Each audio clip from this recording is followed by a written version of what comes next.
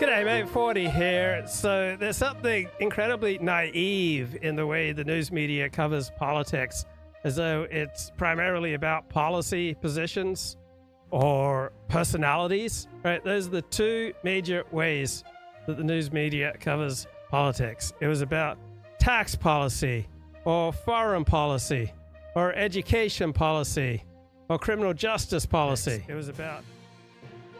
But that's not realistic. That's not how politics is powered. All right, what drives politics is primarily identity. Right? It's not policy positions, it's identity.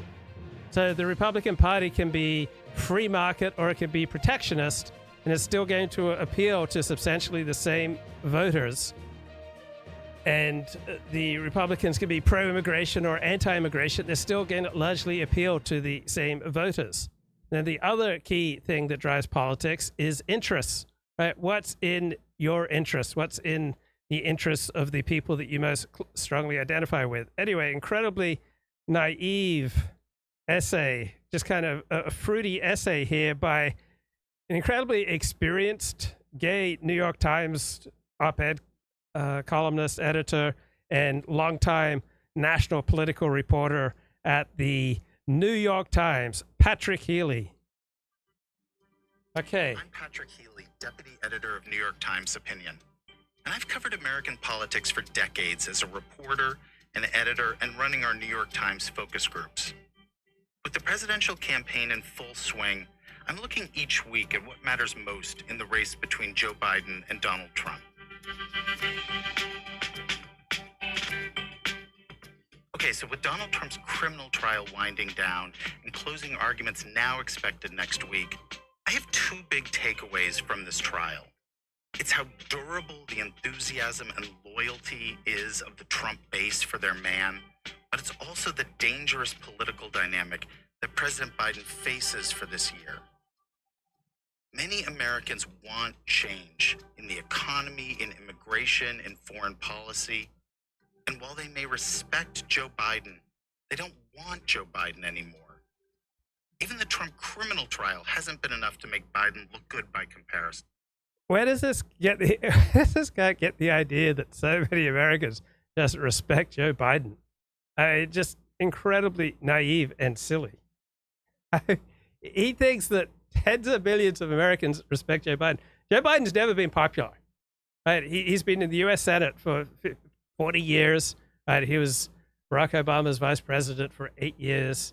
He's been president of the United States now for over 3 years. He's never, ever been popular. Right? And he's certainly never, ever been widely respected. He's always been known as a motor mouth, as incredibly immature, right? As an egomaniac, as someone with a vast exaggeration of his own abilities.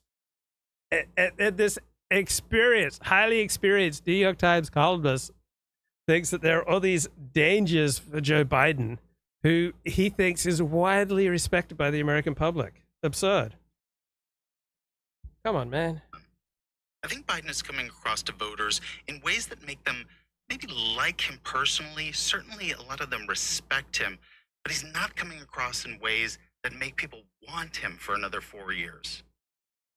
That may sound obvious, but that's not a small thing. And the most striking thing that we're seeing about Joe Biden right now is that a lot of moderate and centrist Democrats don't want him for another 4 years. They're willing to look at an RFK Jr. or even a Donald Trump, or think about sitting this out altogether. And so his incredibly naive prescription is, oh, Joe Biden just needs to come out with more policies. He just needs to do a better job of presenting and he needs to do a better job of coming up with policies. If only Joe Biden had better policies, better communication of his policies, all right? That would drive his campaign forward. But politics in America is not primarily about policies, right? It's primarily about identity. It's not primarily about principles. It's primarily about interests, right? What is considered cool? What do you consider cool? What do you consider uncool? People don't want to look uncool. People most want to belong to a certain in-group. And whatever your in-group desires is pretty much the way that you are going to go politically.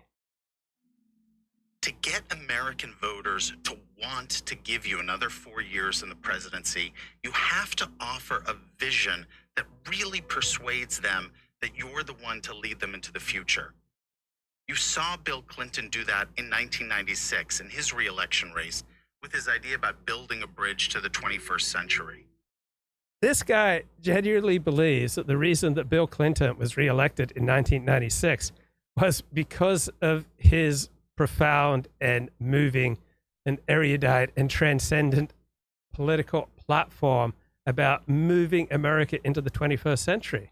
That's not why Bill Clinton was reelected. He was reelected because people felt that he was better than the alternative, Bob Dole, that they were more comfortable identifying with what Bill Clinton was presenting than the alternatives, right? People were voting their interests. Bill Clinton had done a pretty reasonable job with the American economy. You saw it with George W. Bush in 2004, where he talked about living in a safer world. And you saw it with Barack Obama in 2012. His re-election campaign had a very simple message: forward. I haven't seen that big vision from Joe Biden yet that would... Damn, if only Joe Biden had the very simple message that Barack Obama came up with, forward. I mean, what a stunning platform, forward. I mean, that's why Barack Obama got 8 years as president of the United States, right? Because he came up with this platform and promoted this stunning platform of forward. Ooh, I'm getting a thrill running up and down my leg when I simply think about the platform of forward. Really give voters a sense of why they would want to stick with him for another 4 years. He talks about Trump being out for revenge. He talks about Trump being a threat to democracy. He talks about the extremism of the MAGA base. But none of that is convincing enough people about why they should want Joe Biden for president. What is it about Joe Biden's vision for the next 4 years that's saying to young black men, to college students, to Hispanics across America, that he has the right ideas that'll make their lives better over the next 4 years? So this guy thinks that politics comes down to having the right ideas, that people become convinced, this will make my life better for the next 4 years. All right, this is the way to go. I mean, how silly, how fruity, how ridiculous is this? And yet this is an elite member of the news media. Look, this is a hard thing that I'm talking about. It's turning respect for Joe Biden into wanting Joe Biden. How do you turn respect into want? I think it's about laying out a vision and a message that's far sharper about the economy. The economy is the issue that unites voters across all the demographic groups and all the key states that Biden needs. It has to do with inflation. It has to do with interest rates. It has to do with understanding the pain that a lot of Americans still feel economically. On Tuesday, Biden's heading to New Hampshire. It's another battleground state. And as Trump gets closer to his verdict in his criminal case, I'll be watching Biden in New Hampshire to see if he says anything new about the economy, about inflation, about interest rates, about those issues that voters care about the most. And I'll be really curious to see if Biden and his team demonstrate any new thinking to make the case about why Americans should want another 4 years of his presidency. My God, Patrick Healy, elite, longtime New York Times national politics correspondent, covered countless presidential campaigns, and he thinks it comes down to creating policies and ideas that incentivize people to want you, right? He has this completely bizarre, completely without any factual foundation idea that tens of millions of Americans respect Joe Biden, and now they're just waiting for ideological reasons to want Joe Biden. Just completely removed from reality. A little strange. Jimmy, CNN brought in a rapper named Cameron to discuss the Diddy story last night, and it perhaps didn't go as they had hoped. Is there something known in the industry about how Diddy treated his artists?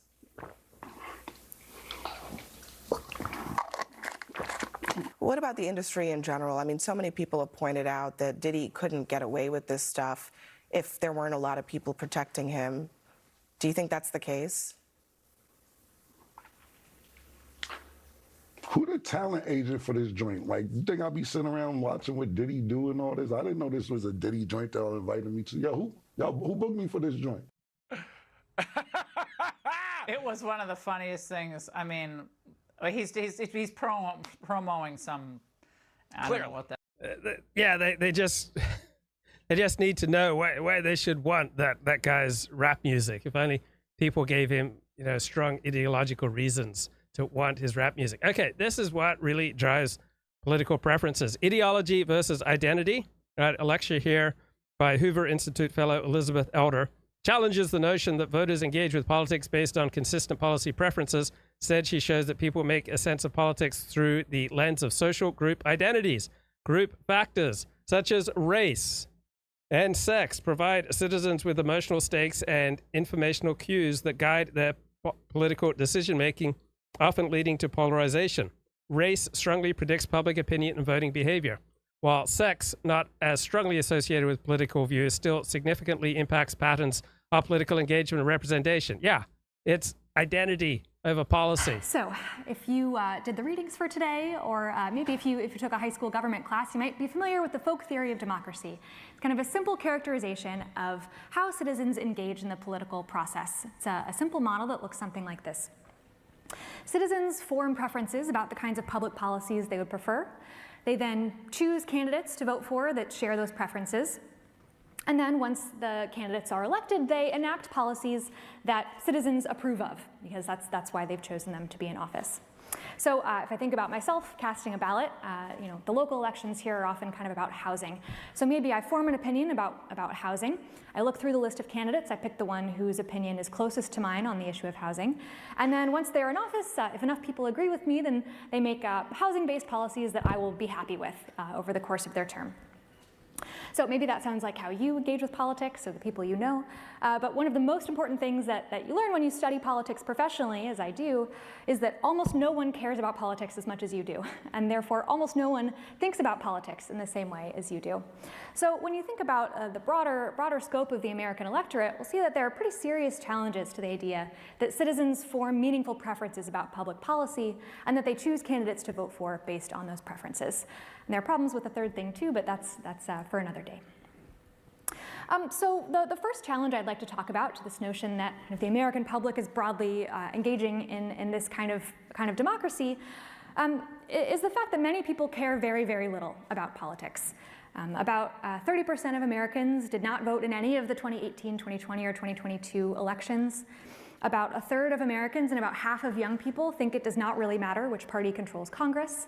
Only about half of people talk about politics more than once or twice a week, and only about half of Americans can name all three branches of government.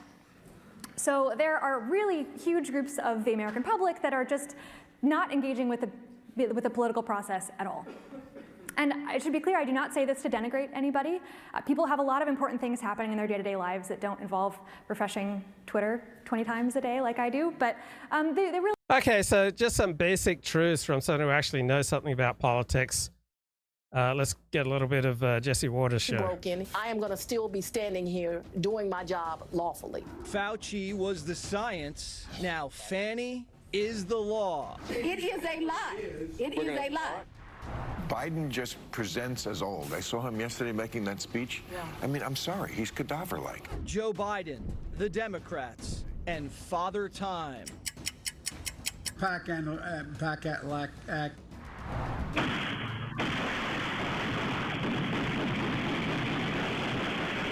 Welcome to the Wild, Wild West. Plus, here is my karma on you.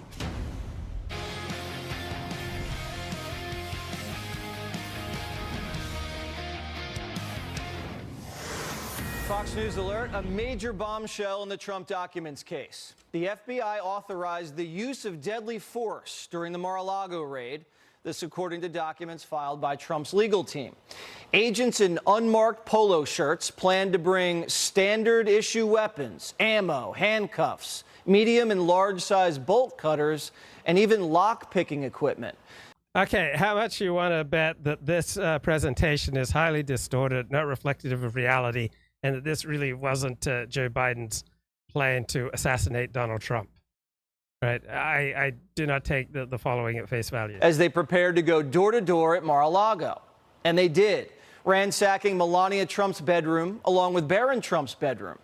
The FBI also took extensive photographs of Melania and Barron's rooms. I blame Donald Trump for this, right? He shouldn't have been so careless with the documents. He should have complied with the law. And so he brought this on himself.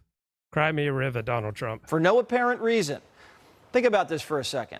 Joe Biden sent men with guns to his political opponent's house and turned their bedrooms upside down. That's never happened in the history of the United States. And we've had some crazy presidents. This was the former First Lady and a professional model. These people are sick. And Biden complains about his son's privacy, hunters. He had armed men rummage through Barron's bedroom. The FBI even allegedly had a medic on site in case someone was shot. Trump reacting, quote, "Wow, I just came out of the Biden witch hunt trial in Manhattan, the icebox, and was shown reports that crooked Joe Biden's DOJ and their illegal and unconstitutional raid of Mar-a-Lago authorized the FBI to use deadly, lethal force. Now we know for sure that Joe Biden's a serious threat to democracy. He is mentally unfit to hold office. 25th Amendment." Trump's lawyers claim that the former president's constitutional rights were violated. It was an illegal search and seizure. The FBI misled the judge to obtain the warrant, and the raid was executed in an egregious fashion and in bad faith. Nor was there any basis for the FBI to bring firearms into Mar-a-Lago. What was life-threatening about pieces of paper? The FBI improperly seized Trump's passports, tax and accounting information, and even medical records. Think about that. The Biden administration seized his political opponent's medical records. Who signed off on it? I personally approved the decision to seek a search warrant in this matter. Second, the department does not take such a decision lightly. Remember, the New York Times reported that Biden wanted his AG to, quote, act less like a ponderous judge and more like a prosecutor willing to take on Trump. This all came from the top. Just like the Jan 6 case, the Fannie case, Alvin Bragg's workshop in Manhattan, where today both sides rested. Okay, this is turning into political porn. So let's get a more thoughtful critique here from the Hoover Institute. You're just not engaging in this kind of preference formation and voting pattern that would be necessary for the folk theory of democracy to hold. This is in part really problematic because the people who do not engage in much politics look very different from people who do. The people who are the most active and engaged in politics tend to be more extreme than the people who are not. Here, for example, is some data from Pew. Pew has a method of sorting Americans into a number of buckets ideologically, ranging from the most extremely liberal to the most extremely conservative. And what we're seeing here is their rates of engaging in political activities, following what's going on in politics and government, and discussing politics and government almost every day. And for both of these, you see kind of a U-shaped pattern. The people with the most extreme political beliefs are the ones that are following and talking about politics the most. This is probably apparent to you if you spend any time on Twitter. This is some data on the attitudes of people who tweet a lot about politics and then everyone else who's on the platform. So thinking about these people who are tweeting a lot about politics, they follow the news, they tend to put themselves in echo chambers, listening mostly to people who have similar beliefs to them. They're more ideological, they have more negative feelings about the other party. And for people who do not spend a lot of time tweeting about politics, these things just are not nearly as true. So to the extent that this is the political conversation, the people that are part of it are very, very different from the people who are not. So I'm looking at Fox News right now. It's complaining that the Manhattan District Attorney Alvin Bragg has destroyed his office's credibility. Well, for as long as Bragg has been in office, he has declined to seriously prosecute those committing criminal violence. So instead, he's trying to focus on Trump voters. Did he really have that much credibility even before he brought this action against Donald Trump? Okay, I think that's a little naive. Right, let's get another burst here from Jesse Back Waters. on TV begging for help. The history of the rule of law in this country tells us that the rule of law does not magically defend itself. And it is mortal, it can be killed. When it is attacked, it breaks. In the, noble alternate version of this history that we'd like to imagine we would be part of, the whole country would be. Right, there's never been a time of the rule of law that wasn't carried out by human beings with a tremendous amount of subjectivity in the enforcement of law and the understanding of law. So this notion that there's some objective rule of law at one time in the United States or in any country is absurd. All right, it's always been subjective. It's always been heavily political. Be up in arms about Georgia and about New York. And because the rule of law is subjective and is political, all right, you want a rule of law that operates in alignment with your interests, with your identity. All right, it's incredibly naive to just be at ease with offloading the rule of law to objective experts, right? If you want to thrive, if you want to create an environment most conducive to your thriving, right, then you want to be controlling the levers of power. And about all of these cases, telling these people to back off the judges, back off the witnesses and the jurors, back off the prosecutors, back off Fani Willis, protect these cases, protect the rule of law. Maddow is saying that Fannie, Alvin, Jack, and Judge Merchan aren't just lawyers and judges. They are the rule of law. It's like when Fauci said, when you attack me, you attack science. Now, if you attack a prosecutor for spending taxpayer money on sexual kickbacks, you're attacking. Well, 95% of the time that Anthony Fauci spoke publicly about science, he was speaking within the consensus of science at that time. So, yeah, most of the time he did speak for the mainstream consensus of science. Attacking the rule of law. Fannie has to be protected at all costs because the Biden campaign can't win without her. Maddow was in rehab mode last night.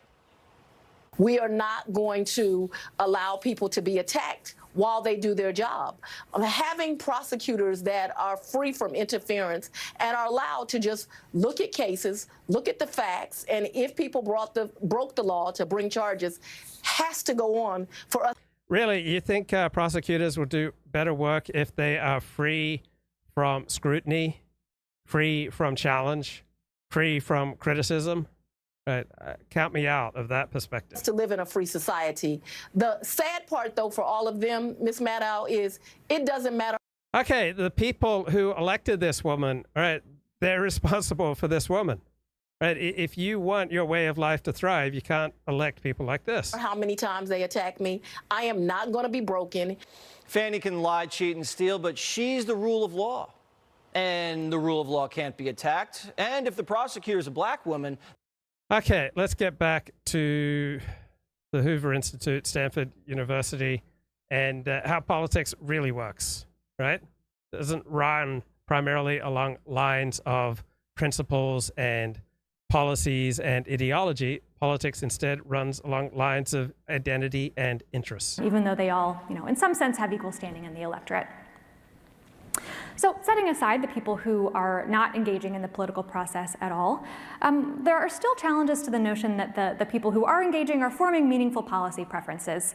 And in fact, in general, stable and influential issue positions on matters of public policy are fairly rare. So if you think about— Yeah, stable, influential issue positions among the general public are rare. Most people cannot form a coherent political ideology, right? The percentage of the population who can do this is probably something like 10%. So politics are not run as the New York Times would have you believe, and CNN, Washington Post. It's dueling policy positions, it's dueling ideologies, it's dueling personalities. No, personalities don't matter that much. Structure matters. And what controls structure is power. And power primarily comes down to numbers and money and the effectiveness with which it is wielded. The notion of someone forming an opinion about something, casting a vote based on it, and then approving or disapproving of— Right. People don't cast their votes because they've formed a particular policy position. But that's how the news media presents the reality of politics. And it's incredibly absurd and delusional and fruity and nutty. Public opinion of public officials' actions based on those opinions, you may want their attitudes to look something like this. So I mentioned the issue of housing. You might think I should take in information, I should form a single coherent attitude. I am pro-housing, I want more housing. And then when I'm casting a vote or evaluating public officials' actions, I'll take my one coherent attitude into account. But we And the chat says personality is paramount to most voting. No, the primary thing that accounts for how people vote is their identity, right? Men are more likely to vote conservative than women. White people are more likely to vote for the Law and Order Party than black people, right? So whether you're black or Latino, lower class Latino or upper class Latino, right? Where you are in the social hierarchy, what your identity is, what your peers are saying and doing and believing, all right? You want to fit in with your people and this identity. So if you're a college professor, in all likelihood, you will vote left. If you're a doctor or a lawyer, a member of the professions, in all likelihood, you will vote left.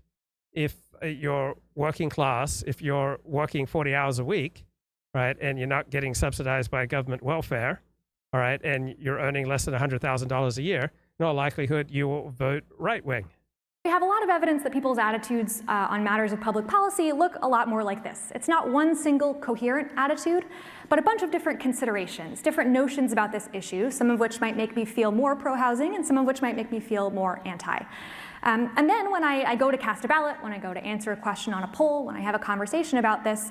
I mean, do you think that people are going to shift away from the point of view of their peers simply because they like a personality of a politician? That happens occasionally, but not dominantly. Dominantly, we match the political preferences of those people who are most important to us, those people who we most want to fit in with. So if you're an Orthodox Jew, in all likelihood, in most parts of the country, you're going to vote for Donald Trump because this is what other Orthodox Jews are doing. If you're evangelical Christian, you're going to vote for Donald Trump because this is what other evangelical Christians are doing. I'm probably not going to remember all 20 or 50 or 100 of the things that I think about housing at once. I'll just pick one, whichever one comes to my mind, or maybe a couple. And if that one that I pick happens to be something that's anti-housing, maybe I drove by a new apartment building in my neighborhood, I don't like how it looks, I'm worried about my neighborhood changing, then even if I have 35 other pro-housing considerations in my mind. So people vote largely on the basis of feeling.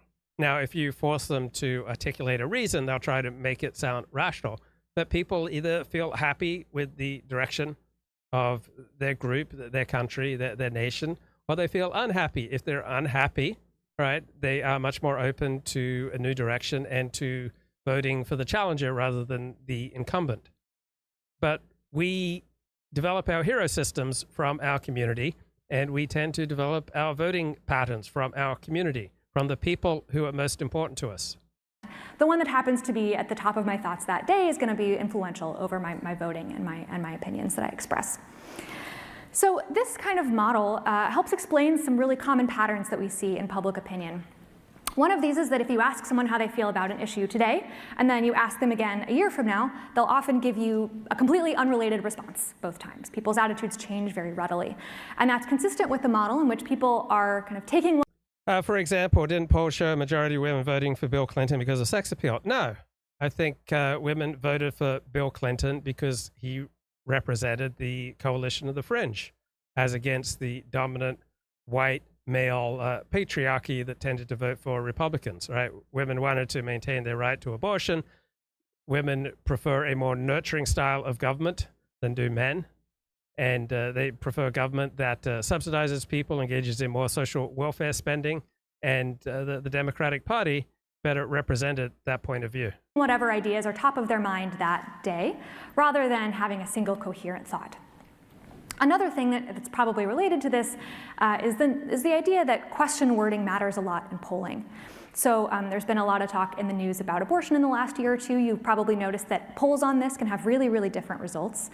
And part of the reason we think for this is that different question wordings can bring different ideas to the top of people's minds. Even if no one's getting any new information or changing their mind in a meaningful way, they can bring different bubbles to the top of what people are thinking about when they're giving you an answer. So both of these patterns, along with other evidence, suggest that people's attitudes look a lot more like this, and therefore it's kind of hard to think about them having a single attitude shaping their vote choice and their approval of elected officials. So you might think maybe people don't have strong attitudes on any individual issue, but maybe they have broader ideas, broader ideologies or principles that are shaping how they engage with politics.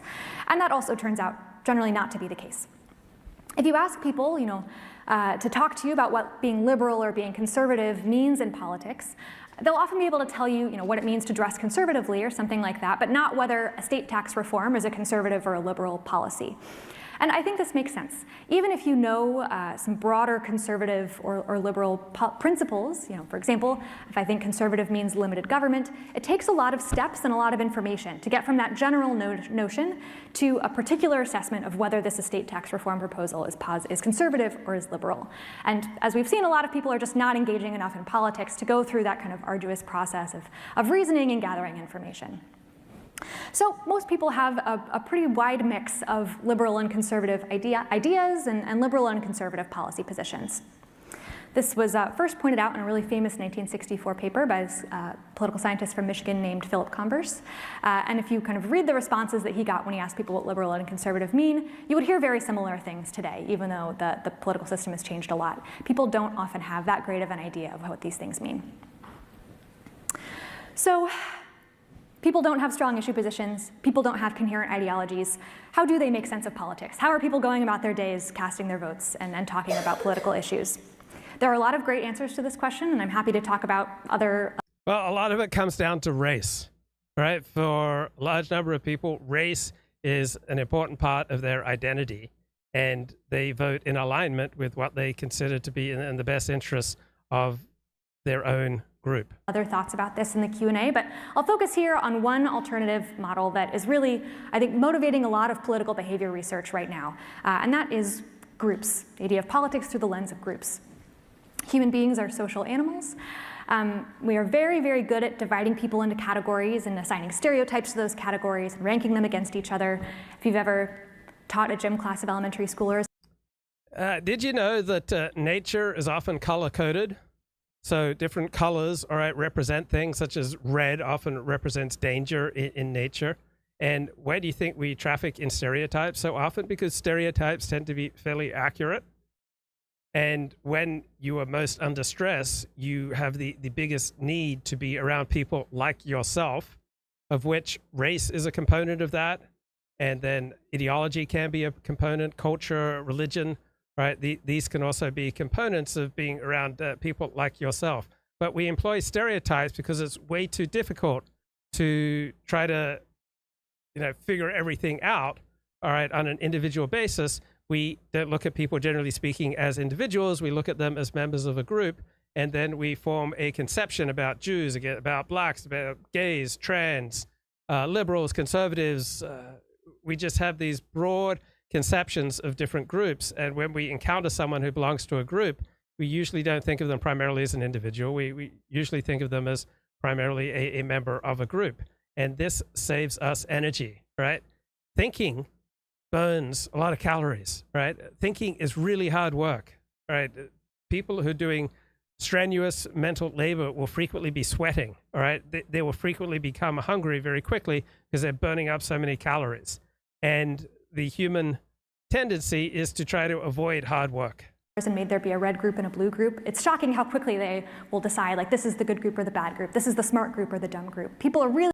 That's what we do, right? This is the cool group, and this is the dumb group. This is a smart group. This group are a bunch of idiots, right? This is the good-looking group, and these other people are hideous apes, right? That's the way the world works, right? We don't care about out groups. We primarily care about our group, and we follow the moral code of our group. We follow the hero system of our group, and a component of that is politics. Really great at assigning importance to group labels. And this is, no less true of politics than it is of life in general. So what do I mean by groups? Here I mean people who share some sort of common identity marker, either because they have adopted it, chosen to identify with it, or because it is ascribed to them by people in their life.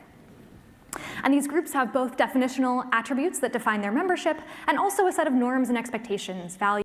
Yeah, a common identity, which is often popularly called race or religion, right? And it can also be profession, right, or a particular type of culture. Use ideas about how members of the group should behave, even if those ideas are contested. So, for example, I am a Californian. I've lived here for a long time, and so you could call me a Californian and I couldn't tell you that's not true, even if I don't feel particularly connected to that identity. But I also might adopt that identity. I might think of myself as a Californian, and that might shape how I think about things. So in that sense, it could be both an ascribed and an adopted identity. And if you think about the question, what are the stereotypes of Californians? What are Californians like? What would it mean to vote like a Californian? Ideas probably come to your mind. So you might think stereotypically Californians cannot tolerate the kind of extremely humid weather for the Bay Area that we're having right now. It's intolerable. You might think that Californians tend to care a lot about the environment, or that they tend to vote liberal in elections. These are obviously contested. Obviously not all Californians are ascribed to these things, but if I were to ask you what the identity means, these are some of the things that might come to mind. There are a lot of different groups that shape people's politics in a lot of different ways. Of course, partisan groups are the most important of these, but there are also ideological groups, racial groups, religious groups, groups based on geography, on occupation, on ruralness and urbanicity, and all of these. I remember I was at community college in an algebra class, right? I didn't do too well in math in high school. When I was coming out of class, some of my friends in class, one guy was in the middle of my friends, and there was this one woman who was nearby who I was into, and my friend was talking about how stupid Republicans are, and everyone else agreed that Republicans were stupid. And I just knew inside I did not have the strength to resist them. I did not have the inner reserves to stand up and say, no, Republicans are wiser. So this is the fall of 1985. It takes a tremendous amount of strength and energy to resist your group. Not many people are going to do it. These things are important for how people think about politics and political issues. So what can groups do? What do I mean by shape political behavior? The set of things that groups can do for people's politics kind of fall into two buckets, which I like to think of as the heart and the brain. Right, so I keep talking on this show that looking at people as primarily individuals is not an effective way or an accurate way to describe reality, all right? We don't tend to look at people as individuals. You have to be a special person to merit me looking at you primarily as an individual. Instead, I, like almost everyone else, tends to put people into broad categories. And so the classical liberal conception that we are primarily individuals born with certain inalienable rights just does not match reality. Instead, we are primarily members of groups with obligations to our group and a worldview that we get from our group. We're shaped by the dominant genetics of our group, by early imprinting that we received in our group, and by the incentives that operate within our group. So thinking about the heart, groups can give people... Right, so the way news media talks about politics, they talk about it as though individuals are making decisions based on policy and ideology. In reality, most people put very little effort into decoding politics, and they just go along with their group, right? We're highly social creatures. Almost everything that we think and almost everything that we feel, right, we get that from the groups that we belong to. Emotional and affective stakes in political contests. So if you think about a person and their elected official, like a member of Congress, for example, they probably have never talked to one. So when I'm not feeling connected to a group, I just feel incredibly weak. All right, my illnesses are more devastating. When I stub my toe, it hurts more. Dental pain is more intense. My headaches are more disabling. I can't do as many pull-ups. Right? I notice that when I am thriving in life, I can do more pull-ups. So it took me about 6 months back in 2022 to be able to get up to one pull-up. And even though I was sick for the past 8 days, last night I managed to do 3.5 pull-ups at once. So I'm building back up there. But if I'd been struggling this week, right, I doubt I would have gotten even to 3.5 pull-ups. It probably would have been more like 2.5. So when I am thriving, and thriving means I'm thriving with regard to other people. And even if I'm, say, alone for 48 hours and I feel like I'm thriving, I feel like I'm thriving because I'm doing things that I perceive as receiving, approbation from the people who most matter to me, or I'm getting, positive feedback via email or over the telephone or via Zoom or in comments to my YouTube channels or emails that I get, all right, I'm still getting built up by these social connections. And when I'm getting disconnected and when I'm failing with other people and feeling socially awkward, all right, then I just feel weaker and much more prone to suffering and have much less strength, much less ability to rebound against setbacks, right? I'm just not nearly as flexible. One another. They probably don't share a lot of the same friends or a lot of the same hobbies, but maybe they share a group identity. Maybe they're both Democrats or they're both Republicans, they're both union members or they're both Californians. That kind of sense of shared identity can help people feel more common ground with political representatives or members of. If you don't feel common ground, you're going to feel lost, right? It's just the worst feeling. It's terrible for your health. You're going to lack all strength. You're not going to have the ability to get the things done that you need to get done. You're going to lack energy. You're going to lack drive, right? There's no true self, all right? We know ourselves on the basis of how we interact with the people who are most important to us. If we start falling out with the people who are most important to us, we wonder, who am I really? So I'm a convert to Orthodox Judaism, and I've only encountered 2 Jews in my 30 years in Judaism who said, I don't accept your conversion. And one of them was kidding. So if I formally converted to Orthodox Judaism, but I had a hard time being accepted as a fellow Orthodox Jew, then my self-conception of myself as an Orthodox Jew would dissolve. It would get weaker and weaker and weaker, right? Unless I am constantly getting reinforced in my identity as an Orthodox Jew, my identity is going to wither away, which is why traditional Jewish texts say, do not separate yourself from the community, because we know ourselves in large part by virtue of our membership in the community, whether it's a community of writers, of professors, of dentists, of doctors, of accountants. Of their constituency that are not necessarily very socially proximate to one another. Groups can also give emotional stakes to politics. For example, if I think of myself as a Democrat. And Kemadov says in the chat, the reality of group perceptions is particularly difficult for someone such as myself, because I am in multiple worlds, but ultimately I am in none. I am alone. Well, Kemadov, I am sure that you would not wish your life on anyone. You would not wish people that you care about to suffer the way that you have suffered. What you are describing is hell, right? You have been living in hell, and you are living in hell based on this self-description. In the sense that I checked the D box in most of the ballots that I vote in, but I don't really think of myself as identifying as a Democrat. Maybe the results of the election don't matter so much to me other than the particular races that govern my life. But if I identify as a Democrat, if I really see the party's wins as my wins and their failures as my failures.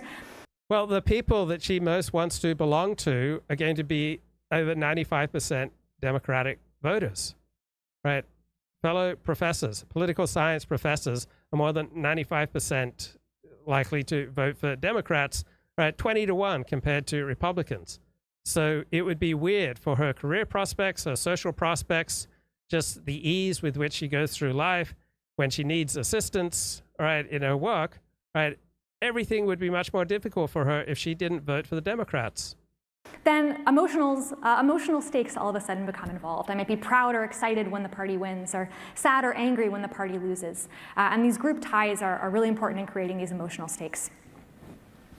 The other really important thing here is that when placed in conflict with one another, especially zero-sum conflict like an election, group ties can make people more willing to expend resources, their time and their energy, to make their group do better and the other group do worse.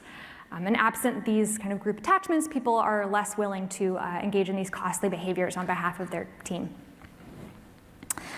So the other set of things groups can do have to do with the brain, and to my view, these are even more important.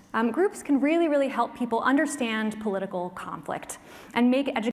Right, so we don't do our most important thinking just in our brain alone, all right? What happens in our brain is that we're thinking about our most important relationships, and that's what gives us the energy and the power and the drive to use our brains most effectively. And our brain operates very differently when we're standing up as opposed to sitting down, when we're walking as opposed to lying down, when we're running as opposed to walking, when we're outside as opposed to inside. educated voting decisions. One of the most important things groups can do is they provide cues that help people infer what politicians believe and care about. So if I have 20 candidates on my ballot. Cues. You know what's another word for cue? Signal, right? We live by cues. We live by signals, animal signals. We signal. To signal virtue is virtuous, right? Do you want to be signaling the opposite of virtue? You want to be signaling that you're a horrible person? That's absurd. So this conservative contempt for virtue signaling is insane, right? We are constantly operating on the basis of cues, right? If you're at all effective with other people, you're reacting to cues, right? If you talk for more than 5 seconds to someone without checking in to see how they're dealing with what you're saying, right? You're not operating effectively. You're looking for cues. You're looking for signals,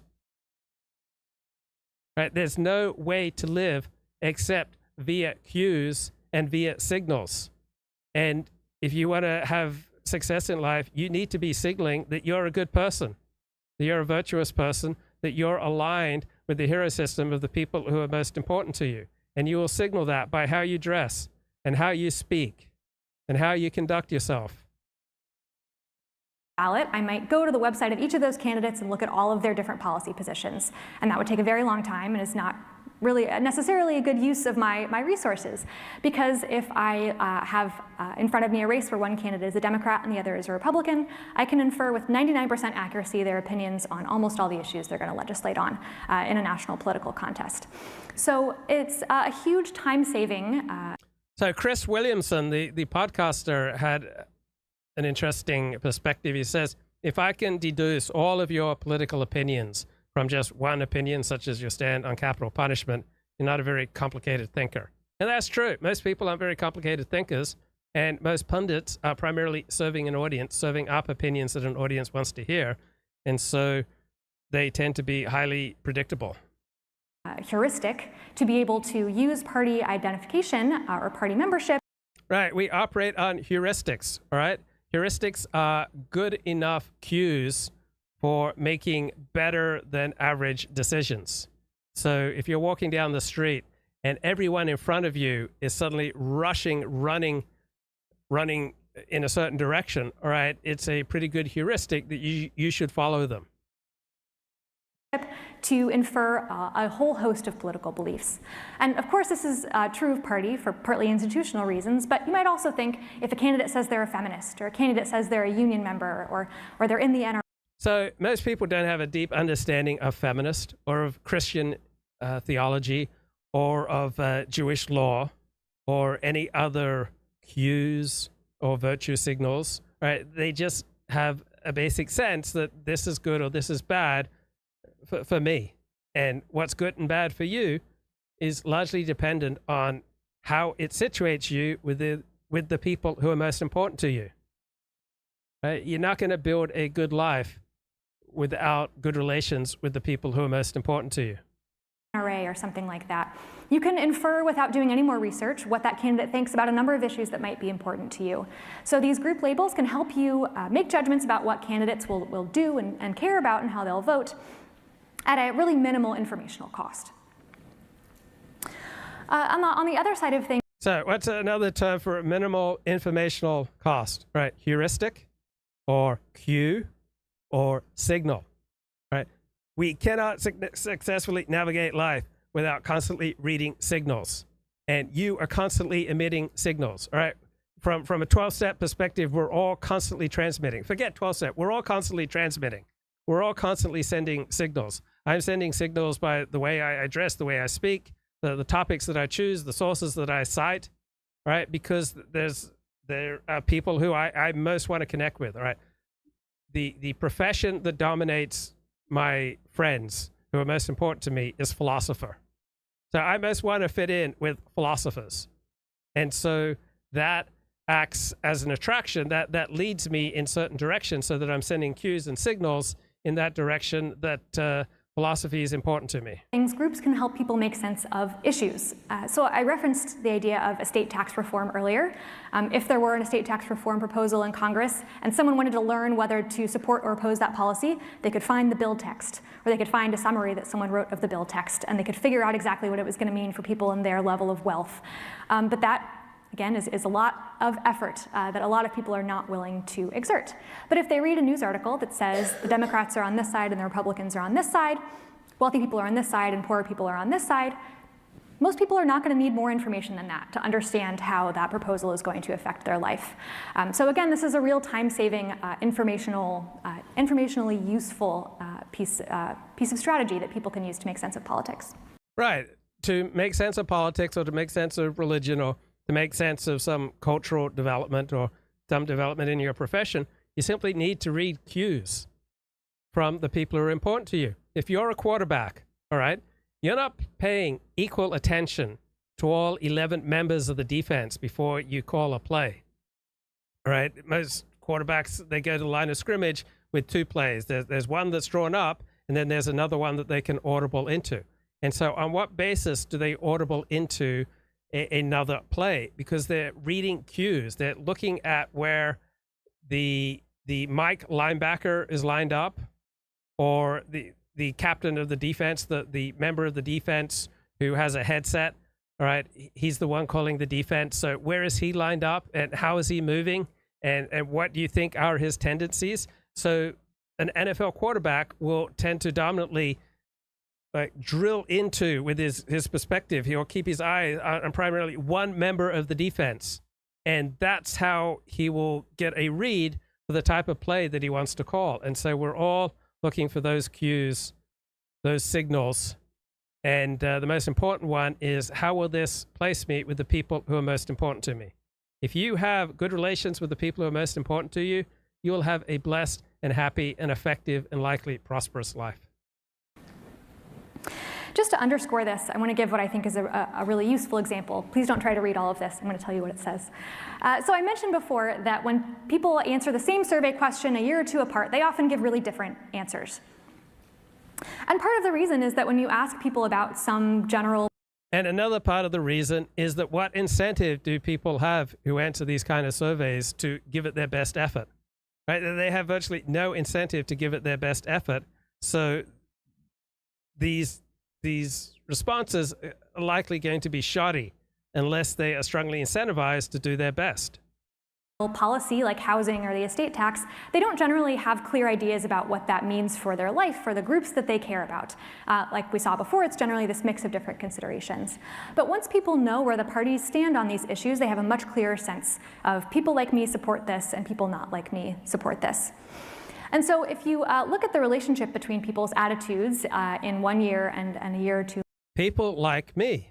All right, our groups are overwhelmingly going to be composed of people like me. Now, the social group that is most important to me is Orthodox Jews, and they are not terribly like me in some ways. All right, to the best of my knowledge, I don't have any Jewish ancestors.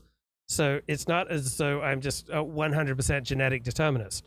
Right? Without having any knowledge of any Jewish ancestors, I transitioned into Orthodox Judaism, and I'm happy there. That's my primary social circle. That's the group of people who are most important to me as far as a coherent community. Wherever I go in the world, I can go to an Orthodox synagogue and I can feel at home. So it's not that genes is just 100% the answer, right? Culture plays a role, and we can assimilate into a different genetic pool if that is aligned with our personality and our preferences. Later, and you divide that up based on whether the people know where the parties stand or whether they don't. The people who know where the parties stand on the issue have a much stronger relationship between their attitudes at different times than the people who don't.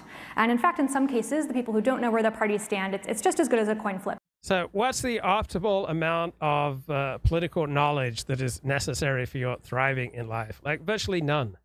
Right? I study politics because I enjoy it.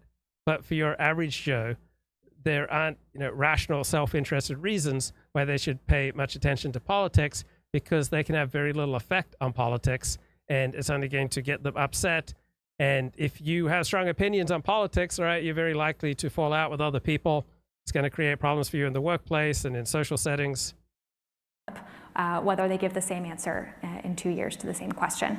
So parties are really helping people understand what's going on in a way that helps them form these more stable, more consistent attitudes that are going to be useful in making vote choices and holding elected officials accountable. So as you might be able to tell, I'm a little bit of a pro-groups person. I think groups are really useful in helping people understand politics.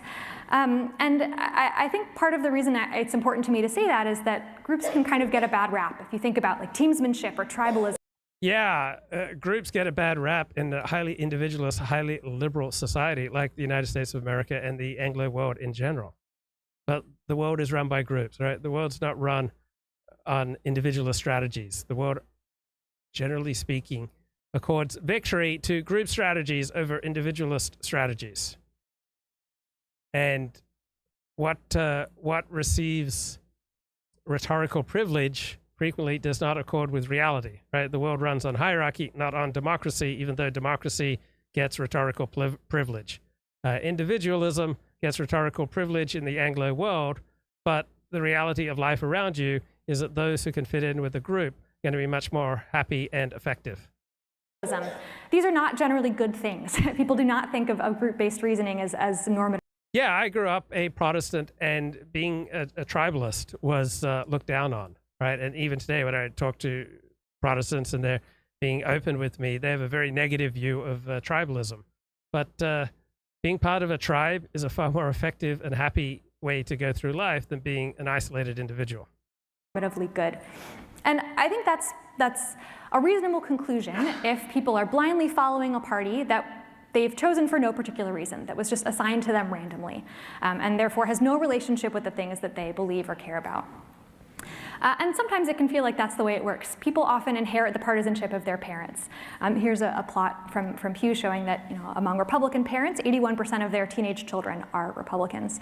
So maybe if you just got your partisanship straight from your parents and are following all of its policy prescriptions, it's a little bit silly to just follow your party's beliefs. But what research shows is that as people enter their 20s and 30s, they tend to break out of these kind of inherited partisanship and inherited religious affiliations. And they tend to choose groups to align with that more closely match their independent values and how they see the world.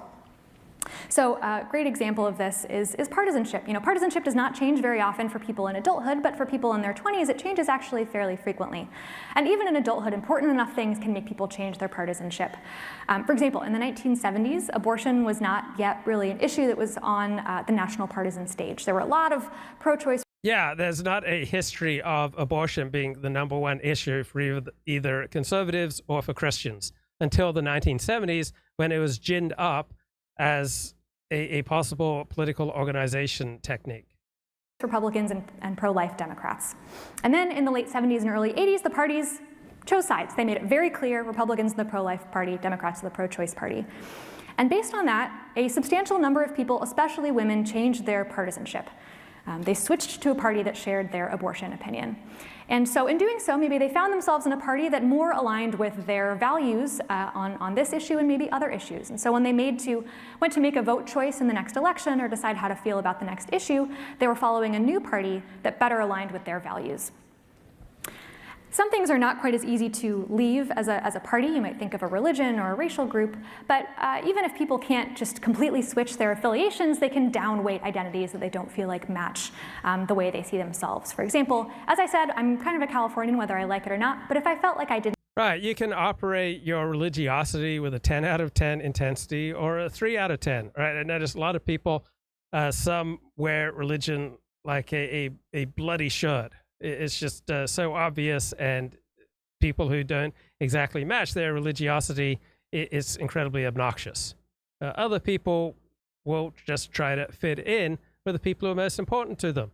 So if the people who are most important to you are Orthodox Jews, right, you will have a strong incentive to maintain your Orthodox Judaism. The people who are most important to you are not Orthodox Jews, right, you will start to drop away from Orthodox Judaism. didn't fit in, if it wasn't aligning with how I thought of myself, I might just not let that affect my life very much. I might not let it give me emotional stakes or voting information if I didn't feel like it was a good way of thinking about people who share my ideas about the world. So in the end, people often end up with a constellation of group members. And this idea that we have ideas about the world, right? 99.99% of our ideas about the world we're inheriting from other people, from our community, from our group. Memberships and group ties that more or less do reflect something like their values, and voting based on those is going to generally give them pretty good outcomes. But of course, thinking about politics through groups has huge downsides, and one of the maybe most salient these days is polarization. I'm sure you've all seen a plot like this before. We have a little pink curve of Republicans and a little blue curve of Democrats. They're moving further apart from each other over time as Republicans and Democrats become more likely to take the opposite side from one another in various policy issues.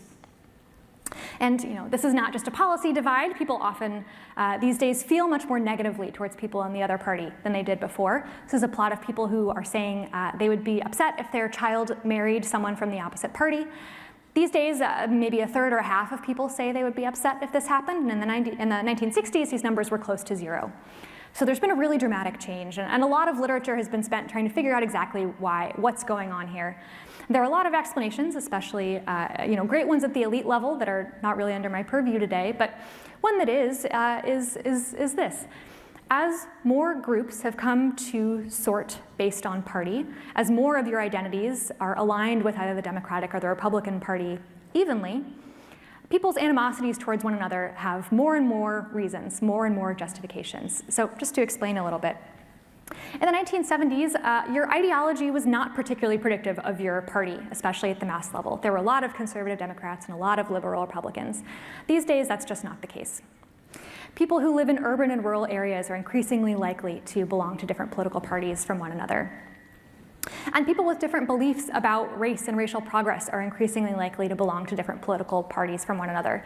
So if you imagine someone from 1960 answering this question, would you be mad if your child married someone in the opposite party? Maybe not. That person might still share an ideology or share a geographic membership with you, still feel.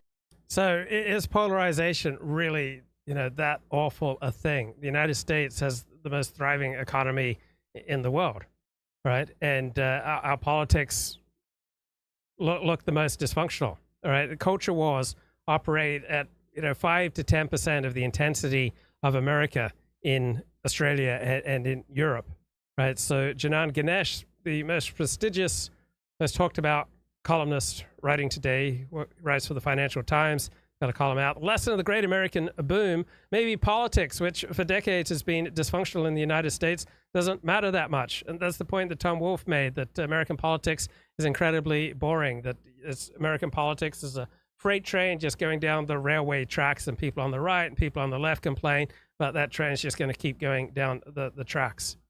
So in Europe, you hear a lot of American voices.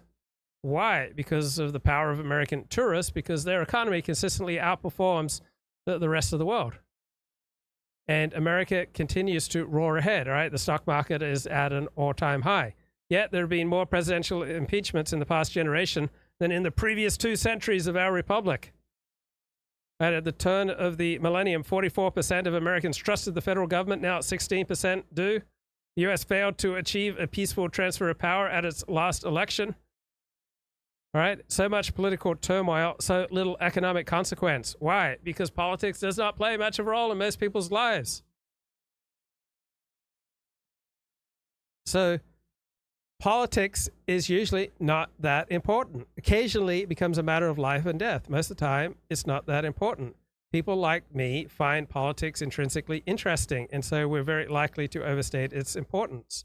But as long as the state maintain some basic level of physical security, contract enforcement, and tax collection, right? It really doesn't matter that much what happens in politics. Whether Donald Trump or Joe Biden is elected president in November 2024, it doesn't matter that much to your life, right? The health of the American political system is supposed to be horrible, but the economy is doing pretty doggone well.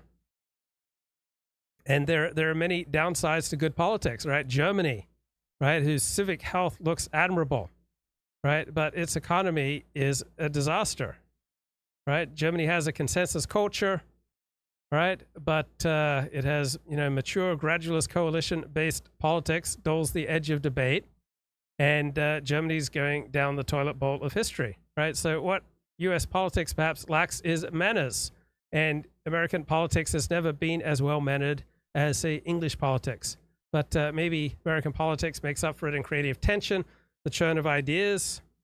Right? This is a country that executed a world-changing switch from free trade to protectionism at the speed of light.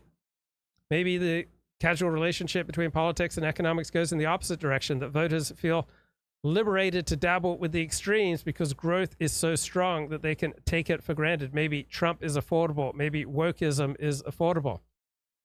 So why do we have this coexistence between economic success and political failure? Right? The U.S. has been just raging along for 30 plus years. When Newt Gingrich set fire to congressional norms, you had the death of the so-called fairness doctrine, you had the rise of brutal partisanship in broadcast media, and where is the significant damage? So in dominant liberal elite thought, stable political institutions are the precondition for affluence, and that depends upon increased public support for those institutions.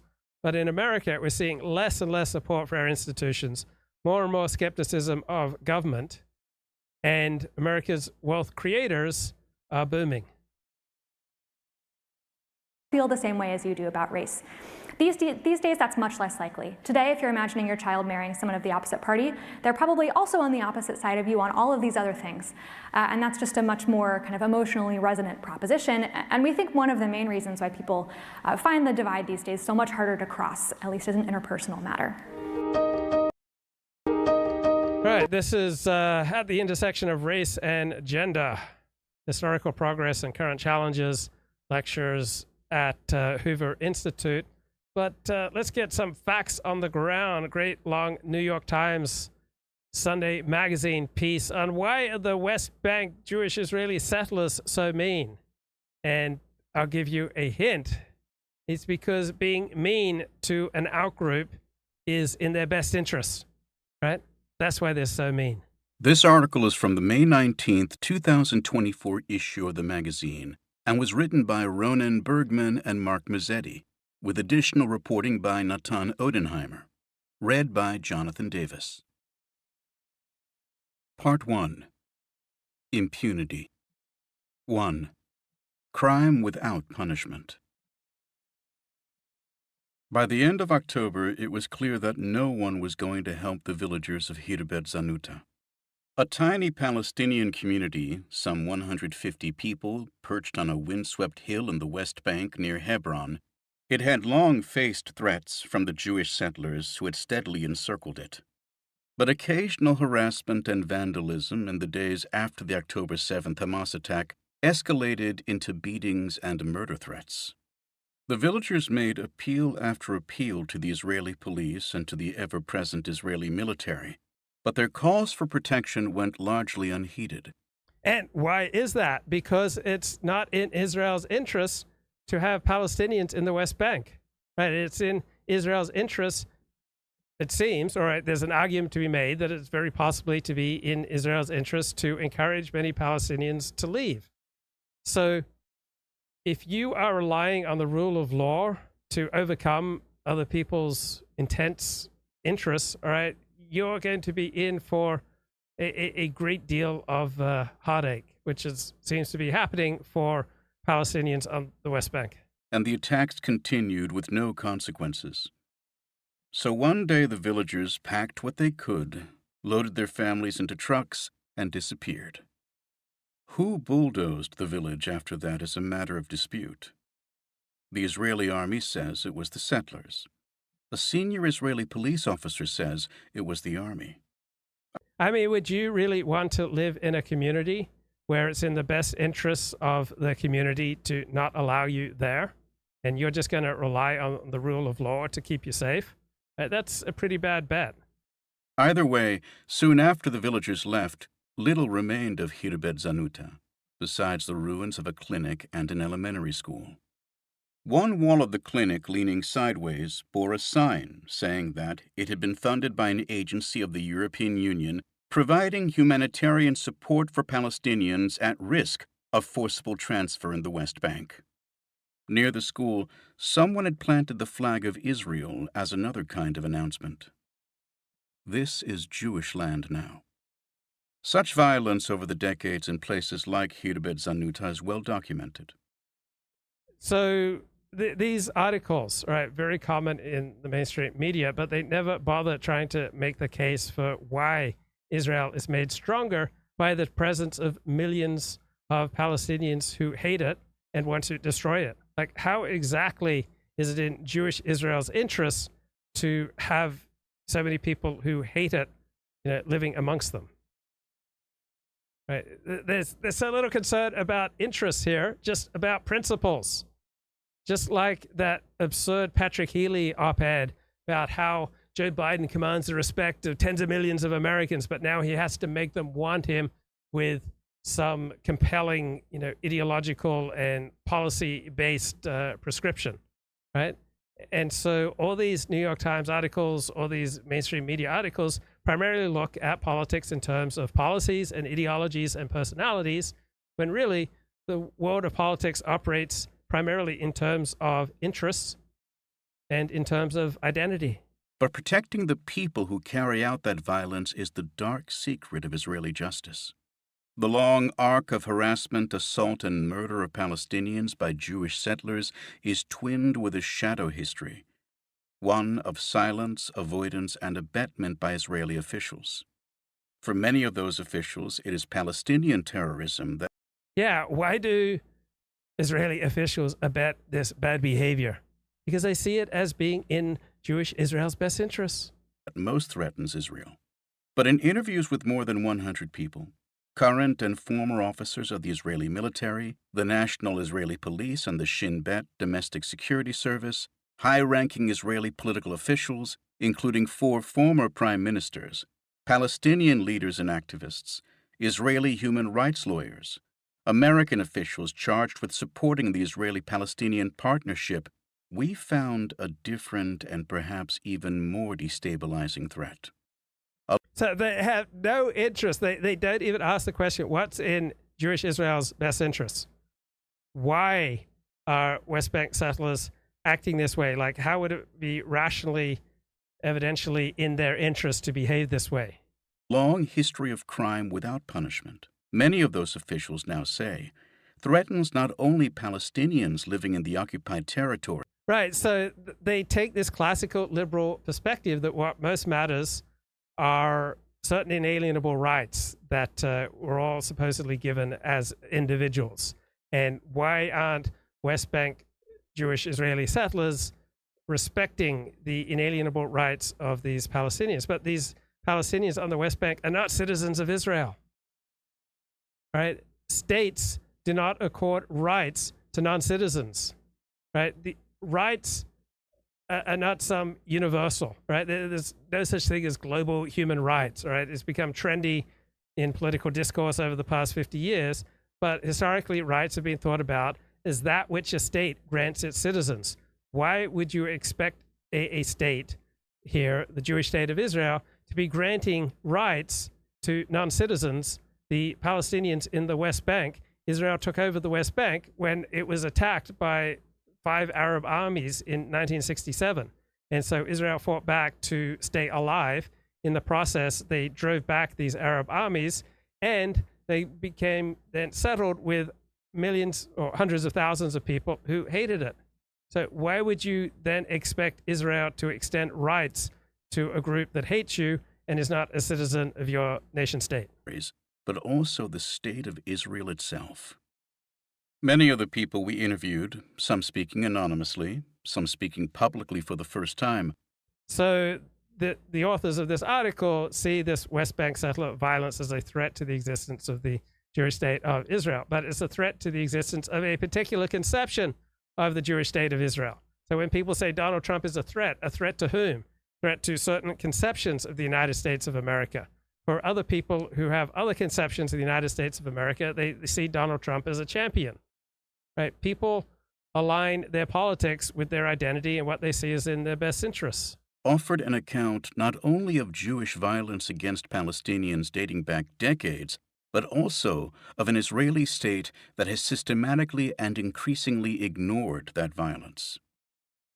Right, it is violence committed against people who are not citizens of that state, that the state does not want them around. The state wants them to leave, but no other nation wants Palestinians, because when Palestinians immigrate, they create chaos. It is an account of a sometimes criminal nationalistic movement that has been...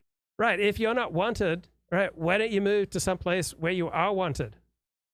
But nobody wants them, because the Palestinians don't have a history that would encourage other people to want them. Allowed to operate with impunity and gradually move from the fringes to the mainstream of Israeli society. Right, you belong to a group that consistently behaves in a manner that discourages any other community from taking you in. There's going to be a huge price to pay, but that price that you're paying, that's because of the actions, the behaviors, the history, the trajectory of your group, right? You are suffering because of your group, your people. It's history of disruption and chaos wherever it's gone. It's lack of accomplishment. It is an account of how voices within the government that objected to the condoning of settler violence were silenced and discredited. And it is a blunt account, told for the first time by Israeli officials themselves, of how the occupation came to threaten the integrity of their country's democracy.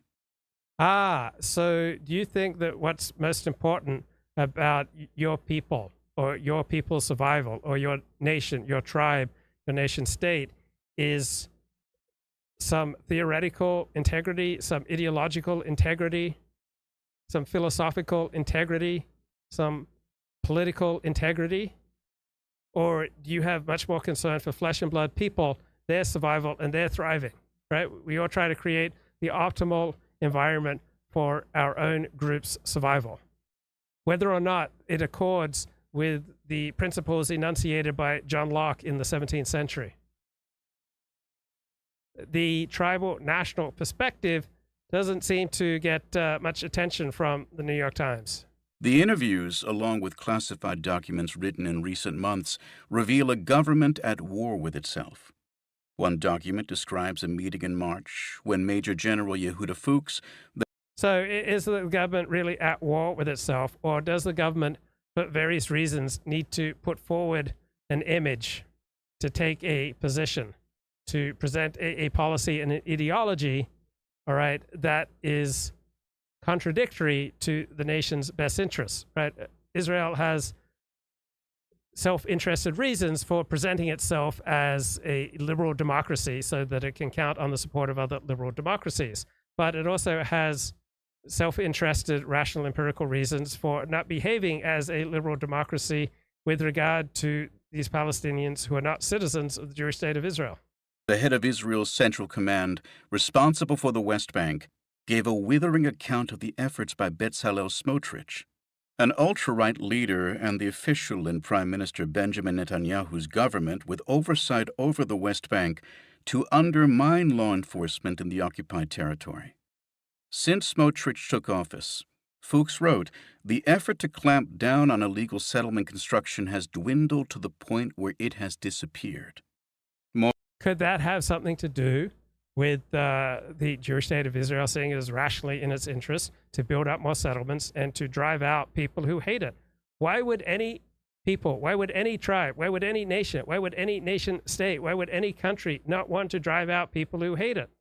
Moreover, Fuchs said, Smotrich and his allies were thwarting the very measures to enforce the law that the government had promised Israeli courts it would take. This is a story, pieced together and told in full for the first time, that leads to the...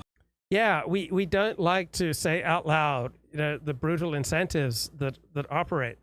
But it's much nicer to just talk about principles and ideology and the rule of law, instead of the brutal facts on the ground that you have two people with strong claims to one particular part of land, and that war between these two people looks inevitable, conflict looks inevitable, until there is substantial ethnic cleansing of one group or the other. Heart of Israel. but it begins in the West Bank, in places like Herbet Zanuta. From within the village's empty ruins, there is a clear view across the valley to a tiny Jewish outpost called Meitarim Farm. Built in 2021, the farm has become a base of operations for settler attacks led by Yinon Levy, the farm's owner. Like so many of the Israeli outposts that have been set up throughout the West Bank in recent years, Meitarim Farm is illegal. It is illegal under international law, which most experts say doesn't recognize Israeli settlements in occupied land. It is illegal under Israeli law, like most settlements built since the 1990s. Few efforts are made. Yeah, so what most conditions and drives behavior? Is it purely legality, or is it identity and interests? Right? Frequently, identity and interests are more important to people than legality. Think about when you start a new job. All right, do you then primarily conduct yourself according to the employee handbook that you were given, or do you take cues from your fellow workers? Do you learn to operate as they do? To stop the building of these outposts or the violence emanating from them. Indeed, one of Levy's day jobs was running an earthworks company, and he has worked with the Israel Defense Forces to bulldoze at least one Palestinian village in the West Bank. As for the victims of that violence, they face a confounding and defeating system. So when people are struggling for their own survival, right, whether it's Jewish Israelis here or Palestinians, right, when you're struggling just to survive, you're unlikely to have much empathy or compassion or energy left for the suffering of your enemy. It's just insane to think that either group is going to be terribly concerned about the suffering of their enemy. When trying to get relief, villagers seeking help from the police typically have to file a report in person at an Israeli police station, which in the West Bank are almost exclusively located inside the settlements themselves. Yeah, these Jewish police stations are not particularly interested in fielding complaints from their enemy, from those that they are forced by circumstance to have to occupy and control. After getting through security and to the station, they sometimes wait for hours for an Arabic translator, only to be told they don't have the right paperwork or sufficient evidence. So if someone doesn't call you back or doesn't answer your email, they've answered your phone call, they've answered your email, and their answer is they're not interested. And these Palestinians living in the West Bank, they've been answered, right? The Jewish state is not terribly interested in their complaints, particularly a Jewish state that is fighting for its survival. Evidence to submit a report. As one senior Israeli military official told us, the police exhaust Palestinians so they won't file complaints. Right. So do you want to read the facts on the ground? Right? They want you to leave. But you insist on staying where you're not wanted. So don't be surprised if you are not treated well when you insist in staying in a place where you're unwanted. You really want to live a life where people want to have you around. Right? If you keep going to work and because of workplace regulations, they're not allowed to fire you, right? It's not going to be a happy place. If you go to a church or a synagogue that doesn't particularly want you there, you go to a party where you're not invited, all right? If you insist on living in a block where everybody on your block hates you, right, you are just going to have a life of misery. Why not go find people who love you? And yet, in November, with no protection from the police or the military, the former residents of Herbet Zanuta is moving around easy there. No, it's not easy. But if you're living in hell, why would you not be willing to do the difficult thing and move? Not easy, but better than living in hell. And 5 nearby villages chose to test whether justice was still possible by appealing directly to Israel's Supreme Court. In a petition, lawyers for the villagers from Hakol, an Israeli human rights organization, argued that days after the October 7th Hamas attack, a raiding party that included settlers and Israeli soldiers assaulted village residents, threatened murder, and destroyed property throughout the village. They stated that the raid was part of a mass transfer of ancient Palestinian communities, one in which settlers, working hand in hand with soldiers, are taking advantage. the Jewish state wants to commit ethnic cleansing. Oh my God. Oh, that's awful. That's just the worst. Well, any people that is fighting for its survival will want to remove its enemy, right? Palestinians want to commit ethnic cleansing against Jewish Israelis, right? You've got to fight to the death here between two groups, and until one group expels the other, you're not going to have peace. So ethnic cleansing is not very nice, but moving people 5, 10, 15 miles to other people who share their religion, share their language, share most of their customs, right? That strikes me as a far better fate than being bombed or being brutalized or being mistreated and abused, right? Why would you not want to move out of this hellish situation? Of the current war in Gaza to achieve the longer-standing goal of cleansing parts of the West Bank, aided by the sweeping and unprecedented disregard of the state and its de facto consent to the massive acts of deportation. Okay, so we got the neologist in the chat says, the Quran teaches Muslims to commit jihad against a non-Islamic government ruling over land previously ruled by Islamic order. Because of this, there will never be lasting peace between Israel and surrounding Muslim populations. So you view the primary cause of lack of peace is some teaching in the Quran, right? It's not philosophy, it's not theology, it's not religious teaching that is causing this conflict.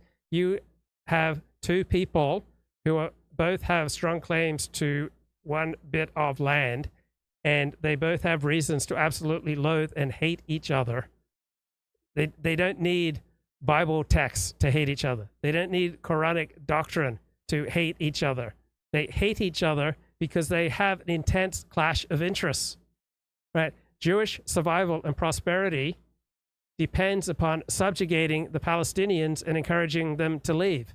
Palestinian survival and prosperity depends upon the abolition of the Jewish state, right? It's facts on the ground that cause this mutual loathing, because until there is some massive ethnic cleansing, you will have an ongoing conflict and tragedy, right? Two strongly opposed people in the same place will inevitably lead to tragedy, right? Diversity plus proximity frequently leads to tragedy. Why would you want to import this kind of diversity and tragedy into your community? The Supreme Court agreed to hear the case, and the relief the villagers are seeking, that the law be enforced, might seem modest. But our reporting reveals the degree to which decades of history are stacked against them. After 50 years of crime without punishment, in many ways the violent settlers... And the neologist says, I am projecting. Yeah, because you want to believe that people are primarily driven by Quranic doctrine or Jewish doctrine or this text in the book of Deuteronomy or this philosophical conception or this ideology or this policy stand. That's not how the world works. You live in a world of delusion. People are primarily driven by their identity and their interests. They're not primarily driven by ideology or theology or philosophy, all right? They're driven by this need of all life to try to create an environment around it which is most optimal for its thriving. And the state have become one. 2. Separate and unequal. Yeah, guess what? Citizens and non-citizens are always going to be separate and unequal, right? In which nation state do non-citizens have equal rights to citizens? It doesn't exist anywhere in the world. It's not something weird that's just going on between Israel and the Palestinians. Nowhere in the world do non-citizens have the same rights as citizens. The Palestinians in the West Bank are not citizens of Israel. To expect that they would have the same rights as Israeli citizens is absurd. Devastating Hamas attacks in Israel on October 7th, the ongoing crisis of Israeli hostages, and the grinding Israeli invasion and bombardment of the Gaza Strip that followed may have refocused the world's attention on Israel's ongoing inability to address the question of Palestinian autonomy. Oh, so the world's attention is focused on whether or not Israel is addressing Palestinian desires for autonomy. No. People's attention is focused on Israel because they have interests and they have identities that are triggered by this conflict, right? We often have latent identities. For example, hundreds of thousands of Jewish Americans walked around until 1967 without any commitment to the Jewish state. Then the Six-Day War happened, and their latent identity with the Jewish state was triggered by events, and they became passionately pro-Israel. So there are all sorts of parts of your identity that are latent. Then something comes along. You get robbed. Someone you care about gets murdered. You get fired, right? You suffer a debilitating illness, and your health insurance won't pay for the medication that you need, all right? People have things that happen to them that then activate their latent identities. But it is in the West Bank where the corrosive long-term effects of the occupation on Israeli law and democracy are most apparent. Democracy, right?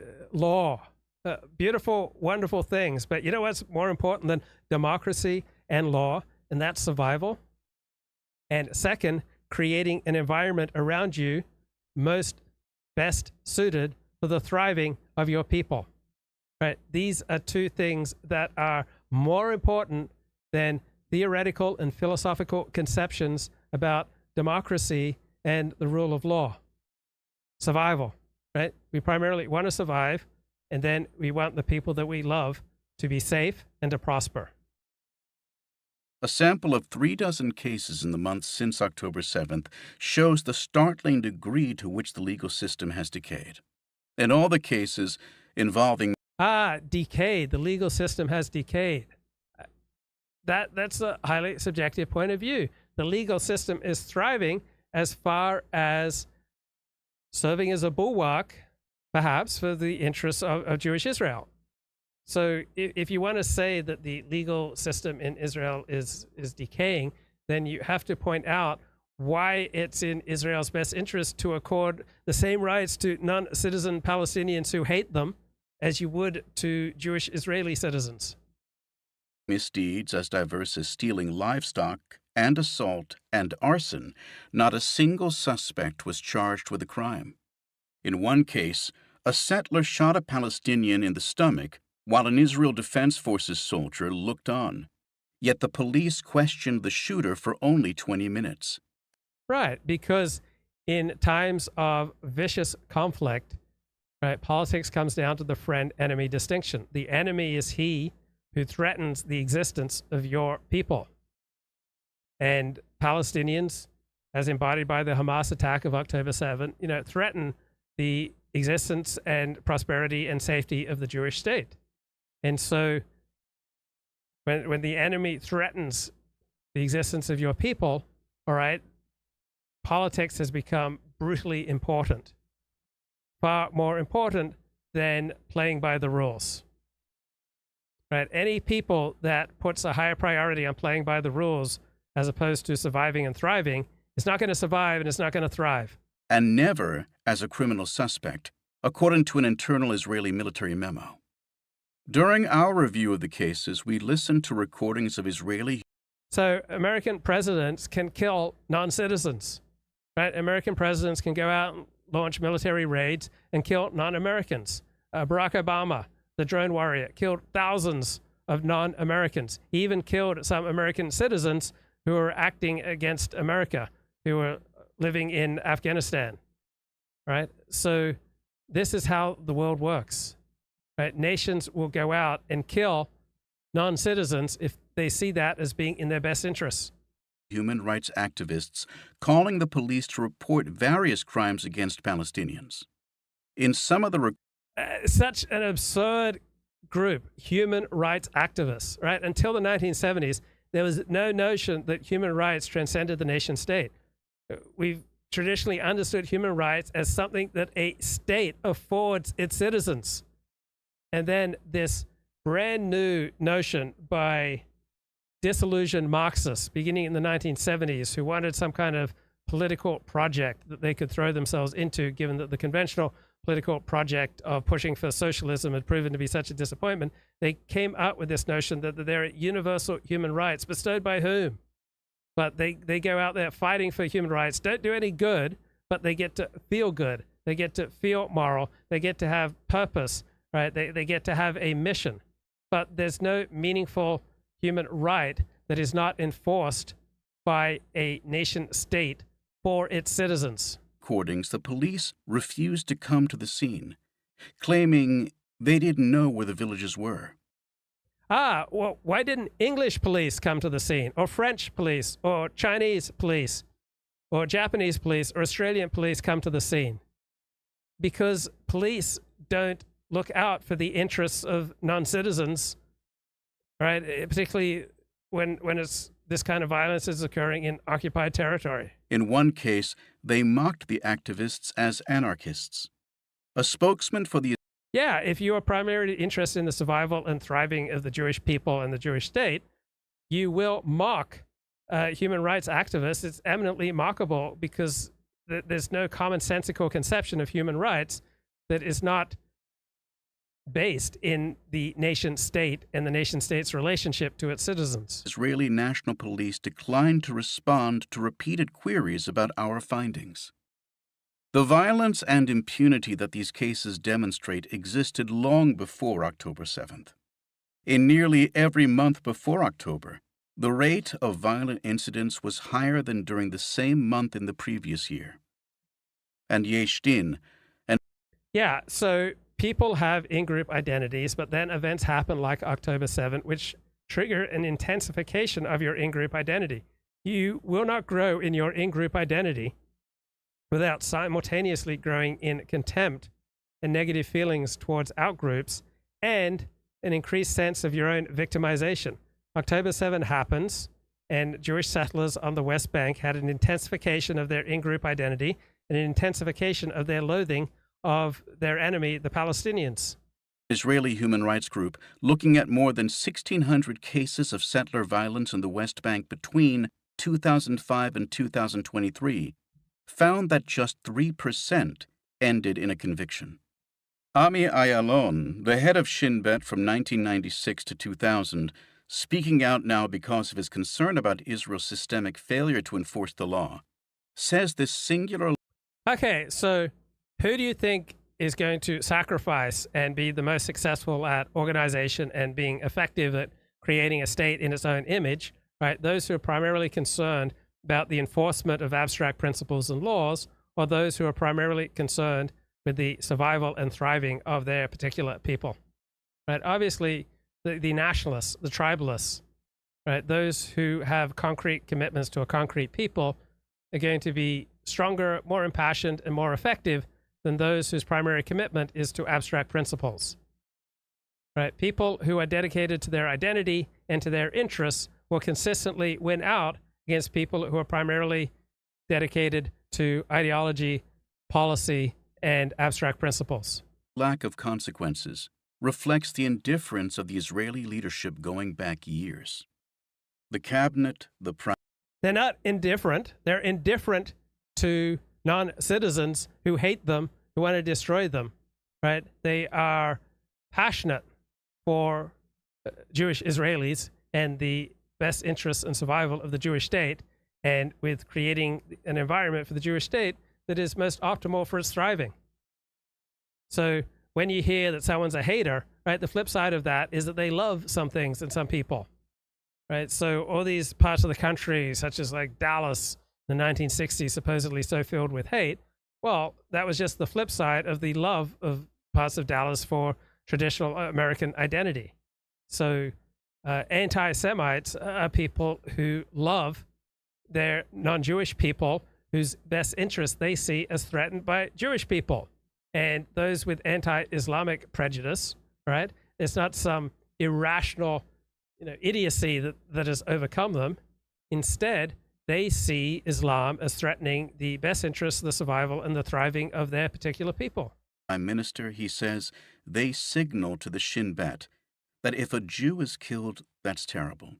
If an Arab is killed, that's not good, but it's not the end of the world. Ayalon's assessment was echoed by many other officials we interviewed. Yeah, most people tend to care about their in-group more than they care about the enemy. The neologist says, religion is why Palestinians refuse to recognize a Jewish right to a sovereign homeland in the Levant. Well, you live in an abstract world. So for you, words and religious teachings and religious text and philosophical doctrines and theological principles are what cause people to operate.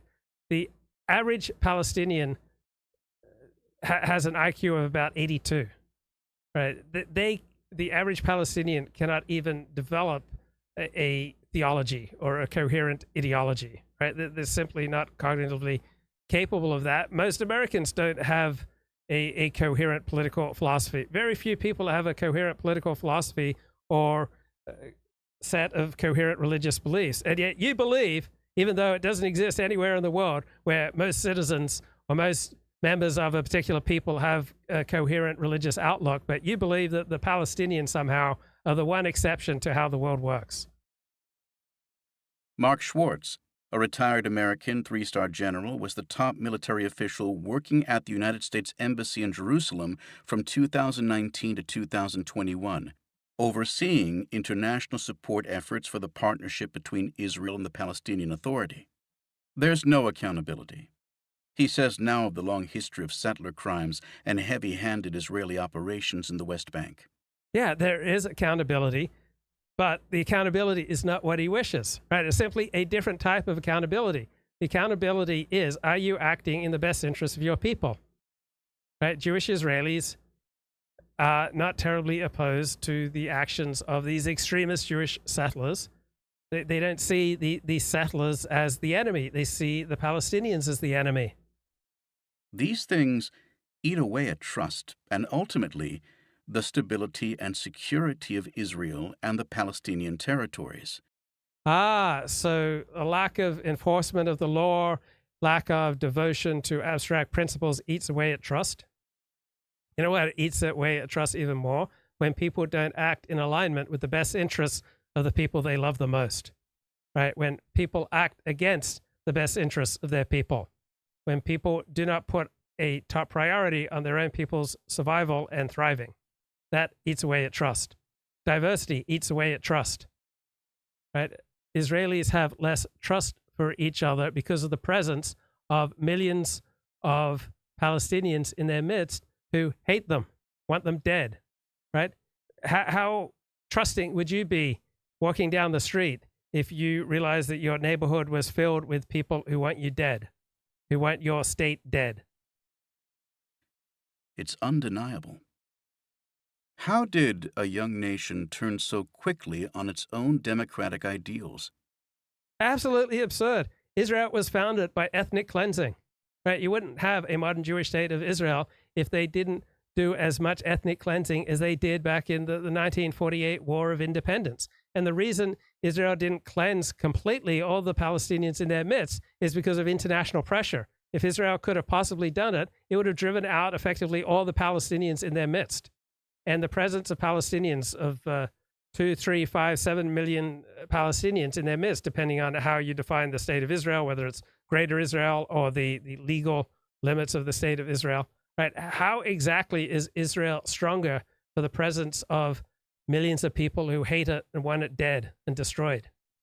Right? How does that increase trust? And at what price?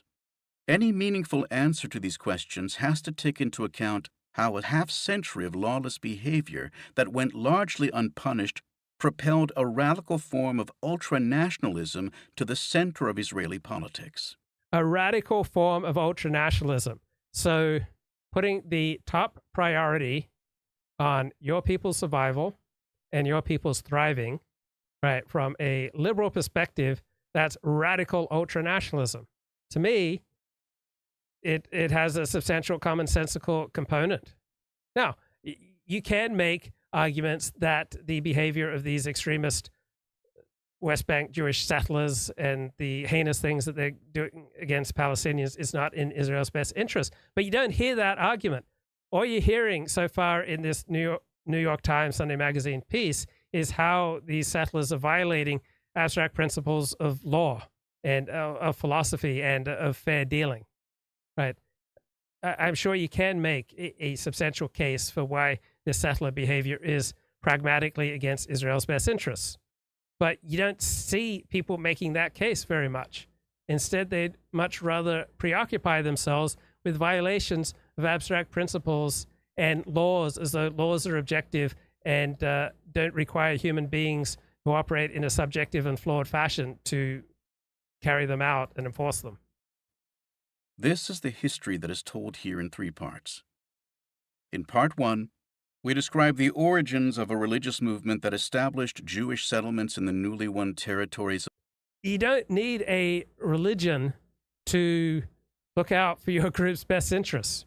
Now, it's often much more socially acceptable to use religious language and a religious guise to act in a certain way, right? You'll get less pushback identifying in a religious fashion as opposed to a racial fashion, all right? You'll get to have more social status and prestige if you cloak your behavior and your priorities in religious language rather than in racial language. But the language that people use is not necessarily what's really driving them, right? There are 2 reasons for why people do things. One is the stated reason, the other is the true reason. So to think that people mean what they say is silly, it's absurd, it's naive. The neologist says in the chat, Netanyahu government, IDF and Mossad knew that Hamas planned to attack Israel on the 7th. The IDF laid back for 7 hours to allow their people whom they love so much to be slaughtered for political reasons. I don't believe that. So you would prefer a conspiratorial perspective on why Israel was so incompetent on the 7th of October. I don't go for far-fetched conspiracy theories when simple incompetence seems to account for what happened on October 7th. Right? There's nothing inherent in being Jewish that makes you competent 100% of the time. Right? In some situations, some Jews are highly competent. In other situations, other Jews are highly incompetent. The IDF and the Shin Bet and the Israeli political system was highly incompetent on October 7th. But a lot of people I know can't handle that truth, so they've got to come up with these far-fetched conspiracy theories that the IDF just deliberately allowed this attack to go on for political reasons. Now, Israel would likely enjoy a bigger conflagration because then they'd have more and more excuse for just pushing the Palestinians out. Right? Most Israelis understand that fewer Palestinians in their midst is aligned with their best interests. And if there's some kind of massive conflagration and war with Iran and war with Syria, right, and war with Hezbollah, and in the course of fighting this war, they can drive out their hated enemy and create a more trusting, more cohesive, and more united nation state, why would they not pursue that which seems so obviously to be in their best interests, to be best suited for their survival and best suited for their thriving? Now, I recognize that you can make a strong case why treating the Palestinians well and giving them a state is really better in the interests of the Jewish state. So I recognize that case, but that's not what's being made in this New York Times Sunday Magazine piece. Of Gaza and the West Bank during the 1970s.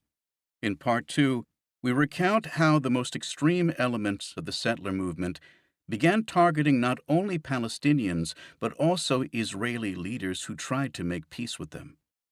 Yeah, so traditionally, groups target members of their group who try to make peace with the enemy. This is a common phenomenon. It doesn't require great religiosity or extremism. It's not something unique to Jews or to Israelis. And in Part 3, we show how the most established members of Israel's ultra-right, unpunished for their crimes, gained political power in Israel. Wow. So why do people do things that give them more power, more status, more prestige, more influence, more money, more access to women to go to bed with? Right? Obviously, most people who are playing the power game are going to strive for more power. And by turning a blind eye to extremist settler violence on the West Bank, right? Many Jewish Israeli politicians have gained more power, more status, more prestige, more money, probably more sexual access to attractive women. This is what tends to drive men. Even as a more radical generation of settlers vowed to eliminate the Israeli state altogether. Many Israelis who moved to the West Bank did so for reasons other than ideology. And so how do you know why they move, right, other than ideology? So do you just rely on what people say? among the settlers, there is a large majority who aren't involved in violence or other illegal acts against Palestinians. And many within the Israeli government fought to expand the rule of law into the territories with Yeah, why would certain settlers abstain from committing violence? Because committing violence is very dangerous. It can create a blowback. It can get you killed. It can get you hurt. You're creating incentives for other people to gang up and hurt you. So there are incentives for other settlers to free ride on the benefits of this criminal violence against Palestinians if it leads to increased, Jewish autonomy and control on the West Bank and leads to a reduction in numbers of Palestinians. some success. But they also faced harsh pushback. I've heard statistics that only 10% of men in battle fire directly at the enemy. The rest of men are just too cowardly, too intimidated, too frightened, and too anxious to aim their weapons effectively. With sometimes grave personal consequences. Prime Minister Yitzhak Rabin's efforts in the 1990s, on the heels of the First Intifada, Yeah, the threat of violence, the threat of getting hurt, right? That has a powerful disciplining effect on people, right? The more dedicated have consistently won out in Jewish history. to make peace with Yasser Arafat, chairman of the Palestine Liberation Organization, gave rise to a new generation of Jewish terrorists, and they ultimately cost him his life. Israel was in large part founded by terrorism, right? The founders of the modern state of Israel committed terror against the occupying British forces, and then they committed terror to drive Arabs out of Israel and try to get away with as much ethnic cleansing of the native Arabs as they could in the course of creating a Jewish state. How did we get Pakistan and Bombay? These countries were created out of terror and civil war and mass violence. The disagreement over how to handle the occupied territories and their residents has bred a complex and sometimes opaque system of law enforcement. Yeah, why is it so complex and opaque? Because in different circumstances, there are different incentives operating. So frequently, the West Bank Jewish Israeli settlers have been unpopular with their fellow Jewish Israelis, and that is going to have a different effect on the incentive system as opposed to when the rest of Jewish Israel is more preoccupied by other things, such as the October 7 Hamas attack and the threat of Hezbollah and the threat of Iranian rockets. At its heart are two separate and unequal systems of justice, one for Jews and another for Palestinians. Well, it doesn't make the point that these Palestinians on the West Bank are not Israeli citizens. Every nation state has a separate system of justice for citizens and non-citizens. There's absolutely nothing unique here with regard to Israel and non-citizen Palestinians. The West Bank is under the command of the IDF, which means that Palestinians are subject to a military law that gives the IDF and the Shin Bet considerable authority. They can So there was a modern Orthodox professor at Bar Ilan, which is an Orthodox Jewish university in Tel Aviv, who said there's only one way to effectively stop terrorism, and that is to violate the female members of the terrorist family. His mother, his sisters, his aunts, his nieces. That would stop terrorism. He didn't advocate this, right? He didn't support this. He didn't propose this. He was just making a matter-of-fact observation that the threat of the violation of the female family members would be the strongest incentive to discourage people from committing acts of terror. can hold suspects for extended periods without trial or access to either a lawyer or the evidence against them. They can wiretap, conduct secret surveillance, hack into databases, and gather intelligence on any Arab living in the occupied territory with few restrictions. Okay, let's have a look at the chat. The neologist says, it's the most guarded border in the world, using high technology to render a tremendously rapid response time after the border is breached. And it's been extensively documented that when the towers were knocked down, right, when they took out key nodes, right, the border protection system completely fell apart. All right, so everything has vulnerabilities. Even a highly complex system, all right, is still going to have vulnerabilities. In fact, it'll often have more vulnerabilities than a less complex system. So Israel tried to guard its border primarily with using fancy technology, and it didn't work out well. Most Jews are unwilling to admit to their own committing violence against others to benefit Jews and Jewish groups. Yeah, most groups are blind to their own group's faults. Most individuals are blind to their own faults. Most people look at the world through a lens in which they and their group are the best, are the ultimate inner circle, that they have some transcendent role in the world. Right? The Japanese have long had a tradition that the sun rises first on Japan and then goes to the rest of the world. China believes that they are the center of the earth. China means center of the earth, right? Every group believes that it's specially chosen, and every group tends to minimize the bad things that it does, and every group is strongly incentivized by the nature of group identity to blame its problems on outgroups. Palestinians are subject to military, not civilian courts, which are far more punitive when it comes to accusations of terrorism and less transparent to outside scrutiny.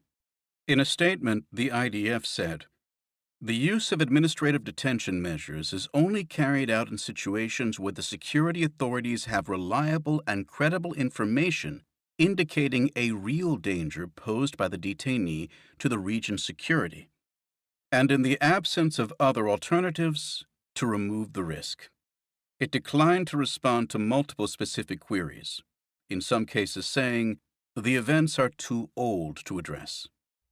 According to a senior Israeli defense official, since October 7th, some 7,000 settler reservists were called back by the IDF, put in uniform, armed and ordered to protect the settlements. They were given specific orders. Do not leave the settlements. Do not cover your faces. Do not initiate unauthorized roadblocks.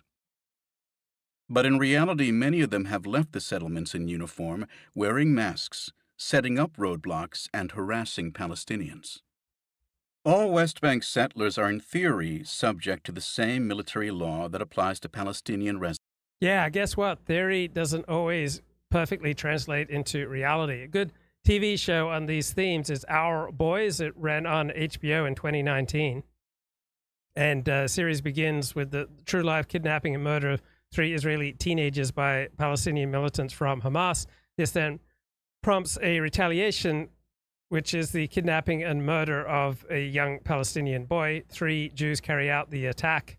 And so this series focuses on the murder of this one Palestinian boy. But the murder happened after the kidnapping and murder of 3 Israeli teenagers by Hamas. But in practice, they are treated according to the civil law of the State of Israel, which formally applies only to territory within the state's borders. All law is carried out by people who operate under all sorts of different incentives that vary from what the law actually commands.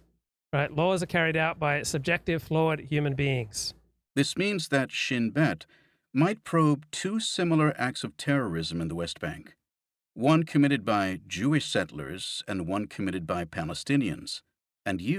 Oh my, do you mean to say that Shin Bet is going to pay more attention to terror attacks carried out by the enemy as opposed to their own side carried out with the goal of driving out the enemy? Shocking. Shocking. Use wholly different investigative tools. In this system, even the question of what behavior is being investigated as an act of terror is different for Jews and Arabs. For a Palestinian, the simple admission of identifying with Hamas counts as an act of terrorism that permits Israeli authorities to use severe interrogation methods and long detention. So I grew up a Seventh-day Adventist Protestant Christian, which had a universalist outlook on morality. There was no conception that we did not have the same moral obligations to outgroups as we did to our in-group. And so in the culture in which I grew up, the Protestant culture, people didn't boast about the bad things that they did against outgroups or cheating on taxes. All right, so this is the universalist moral outlook, that there's one moral law that governs everyone. But almost everyone else in the world, aside from those people of Northern European heritage, have dual morality, right? There's one morality, how you treat members of your in-group, and then there is a much more relaxed morality for how you treat outsiders. So it was a shock for me to convert from a culture that held by universalist morality to a culture that held by dual morality, right? Judaism has different standards for how you treat Jews as opposed to how you treat non-Jews. Moreover, most acts of violence by Arabs against Jews are categorized as a terror attack, giving Shin Bet and other services license to use the harshest methods at their disposal. The job of investigating Jewish terrorism falls to a division of Shin Bet called the Department for Counterintelligence and Prevention of Subversion in the Jewish Sector, known more commonly as the Jewish Department. And in the chat, the neologist says, look, there's no other group that is, as consistently dishonest as Jews. You don't have any basis for that.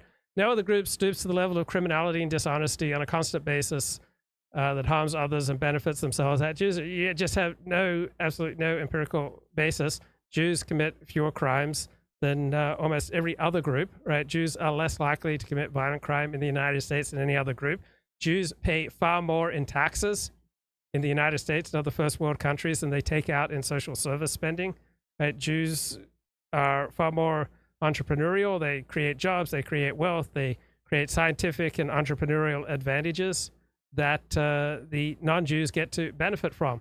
One example is Jewish scientists gave the United States the nuclear weapon that ended World War II, right? And many people have made the argument that if the United States did not drop nuclear weapons on Japan, up to 2 million American servicemen would have died in the invasion and conquest of that nation. So it's definitely in the best interests of almost any nation to have a high IQ group that consistently pays far more in taxes than it takes out in social welfare spending, that makes scientific and entrepreneurial advances, that drives the economy forward and enables you to have higher quality weapons, higher quality technology, higher quality medical care. I mean, there's all the difference in the world between a good doctor and a great doctor, right? I saw, when I was bedridden with chronic fatigue syndrome, I saw about 50 different doctors. I saw some affirmative action doctors. I saw some great doctors.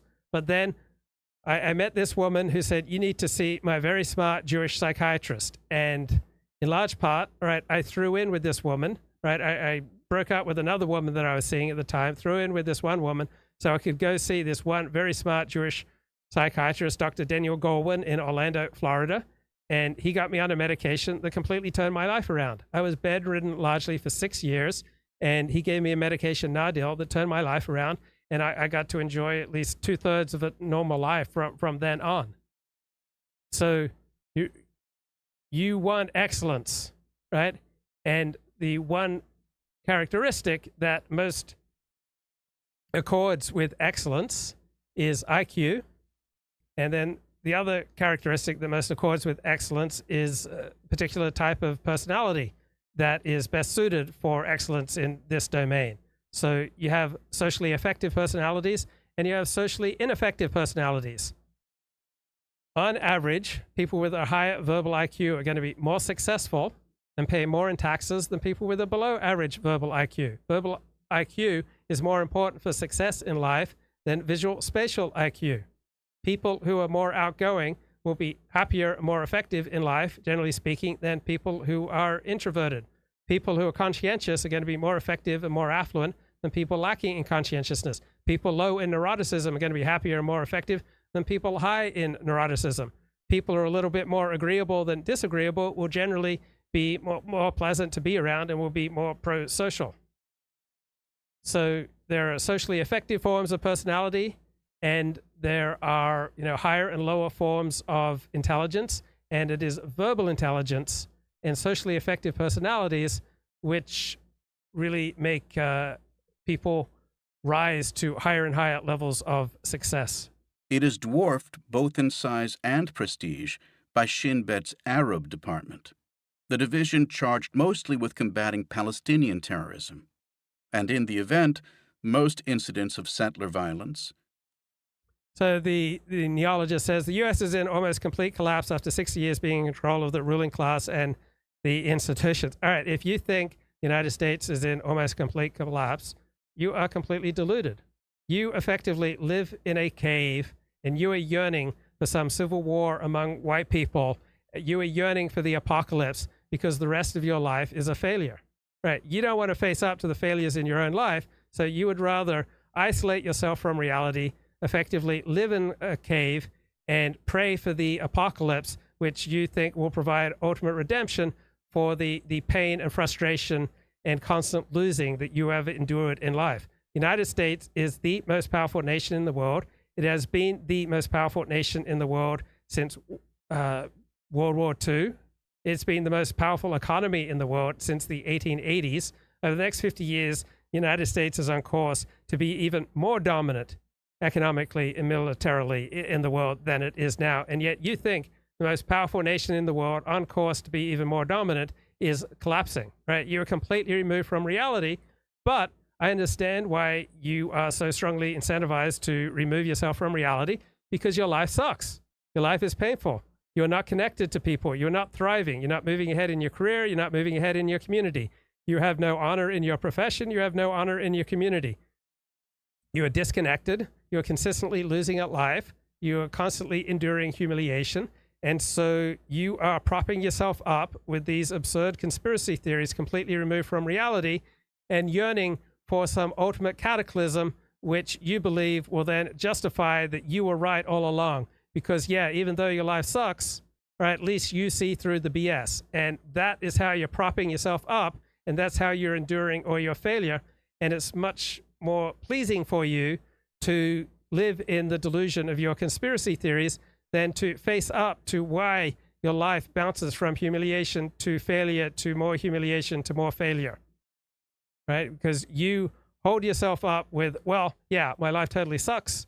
I'm just bouncing from humiliation to humiliation. I can't get anything going with my profession, with my love life, with my standing in the community. I'm of no good to anyone, so I have no rational basis to have any esteem for myself, but at least I see through the BS. And it is that delusion that provides you comfort at night. Torching vehicles, cutting down olive groves fall under the jurisdiction of the police, who tend to ignore them.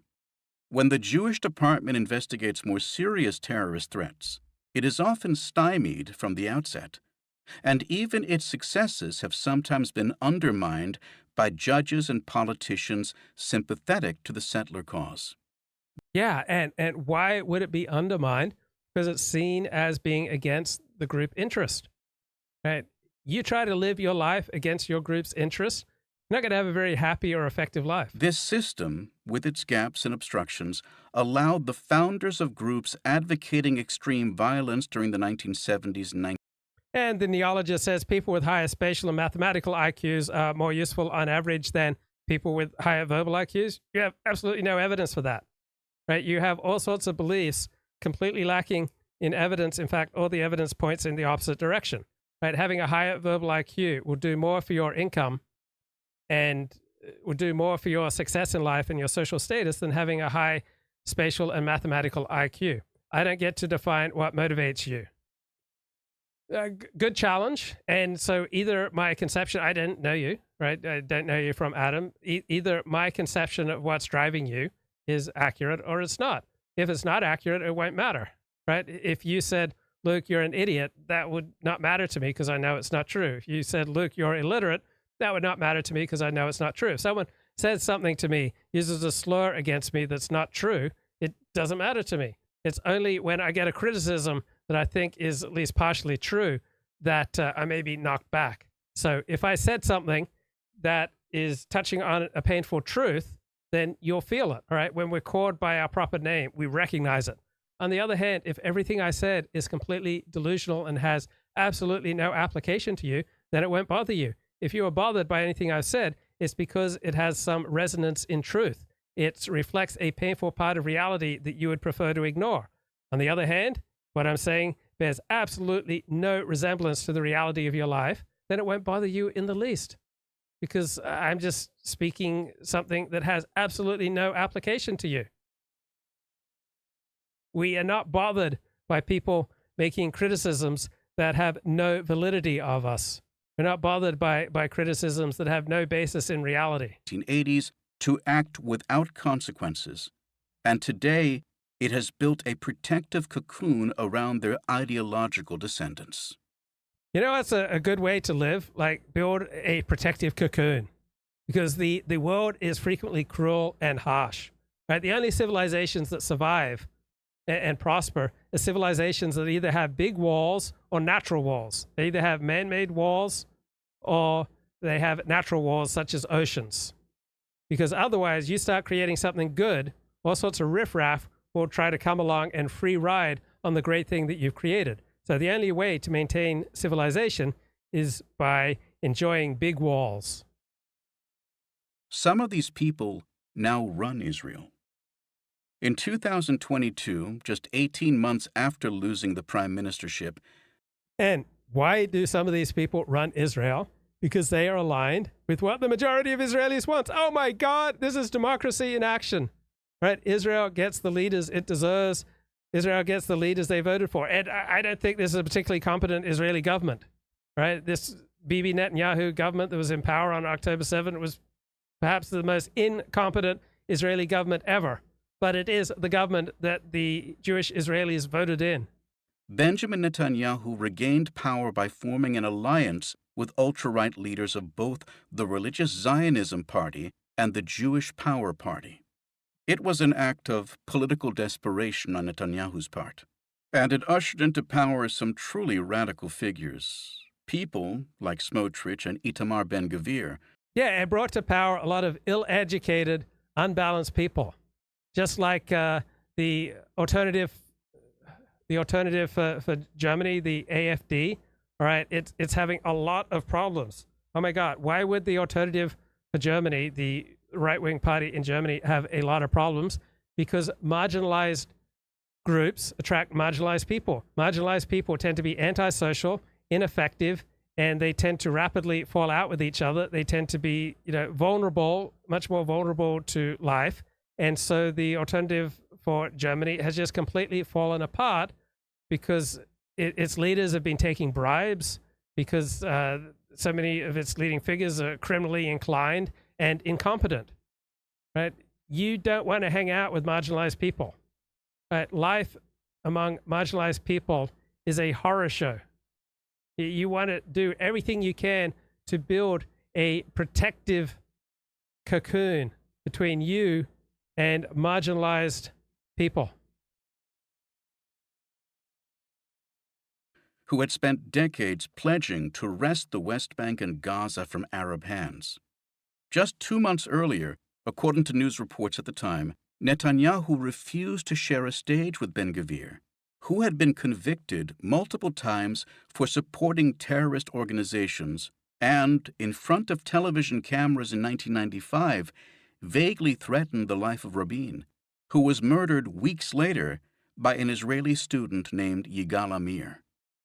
Now Ben-Gvir was Israel's national security minister and Smotrich was Israel's finance minister, charged additionally with overseeing much of the Israeli government's activities in the West Bank. Right, so the main problem with the alt-right in America was that about a third of its members were criminals, right? Another third of its members, like to dress up and play like Nazis. And, another third of its members were into, various sexual perversities. Right? When you attract trash, they trash your movement. And this is the problem that Germany's right-wing party is enduring. It was a rising star of the far right. Now it's a scandal magnet. Accused of extremism, corruption, and infiltration by Chinese spies and Russian propagandists, Germany's AfD has been hemorrhaging support. by Bertrand Benoit and Boyan Pansevsky. May 21st, 2024, 12:06 a.m. Eastern Time. Berlin, just months ago, the AfD was on a roll. With all-time best poll ratings, the German far-right party appeared headed for record election scores this year, promising to extend a winning streak for nationalist and populist parties across the region. Now, an avalanche of scandals is clouding the party's national and European ambitions. After years of thriving on controversy, the AfD is seeing voters pull away and risks being relegated to a purely regional force concentrated in Germany's former communist East. Speaking in her sixth-floor office overlooking Berlin's monumental Reichstag building, Alice Weidel, the AfD's co-chairwoman, acknowledged the difficulties. Like no other party, we are facing an institutional assault, she said, pointing to what she called biased public sector media. And it's having an impact on our electoral chances. Monday of last week, a court ruled that Germany's intelligence agency could investigate the party as a suspected extremist organization, a move that could lead to its ban. The next day, another judge fined a popular AfD leader for using a banned Nazi slogan in a speech. On Thursday, the party said investigators had searched the office of an AfD lawmaker who is the party's number 2 candidate for this year's European Parliament election, as part of what prosecutors said was a corruption investigation involving Russia. Other prosecutors are also conducting a preliminary probe into the party's top EU election candidate following reports he had accepted payments from Russia and China. Last month, the candidate's parliamentary assistant was detained on suspicion of spying for Beijing. It's definitely having an impact because at the core, a politician and a party's most valuable capital is their credibility, and that's what's being undermined here, said Weidel, referring to the corruption allegations. The AfD remains the second or third most popular party in Germany. Yes, marginalized movements attract marginalized people. Life among the marginalized will often be nasty, brutish,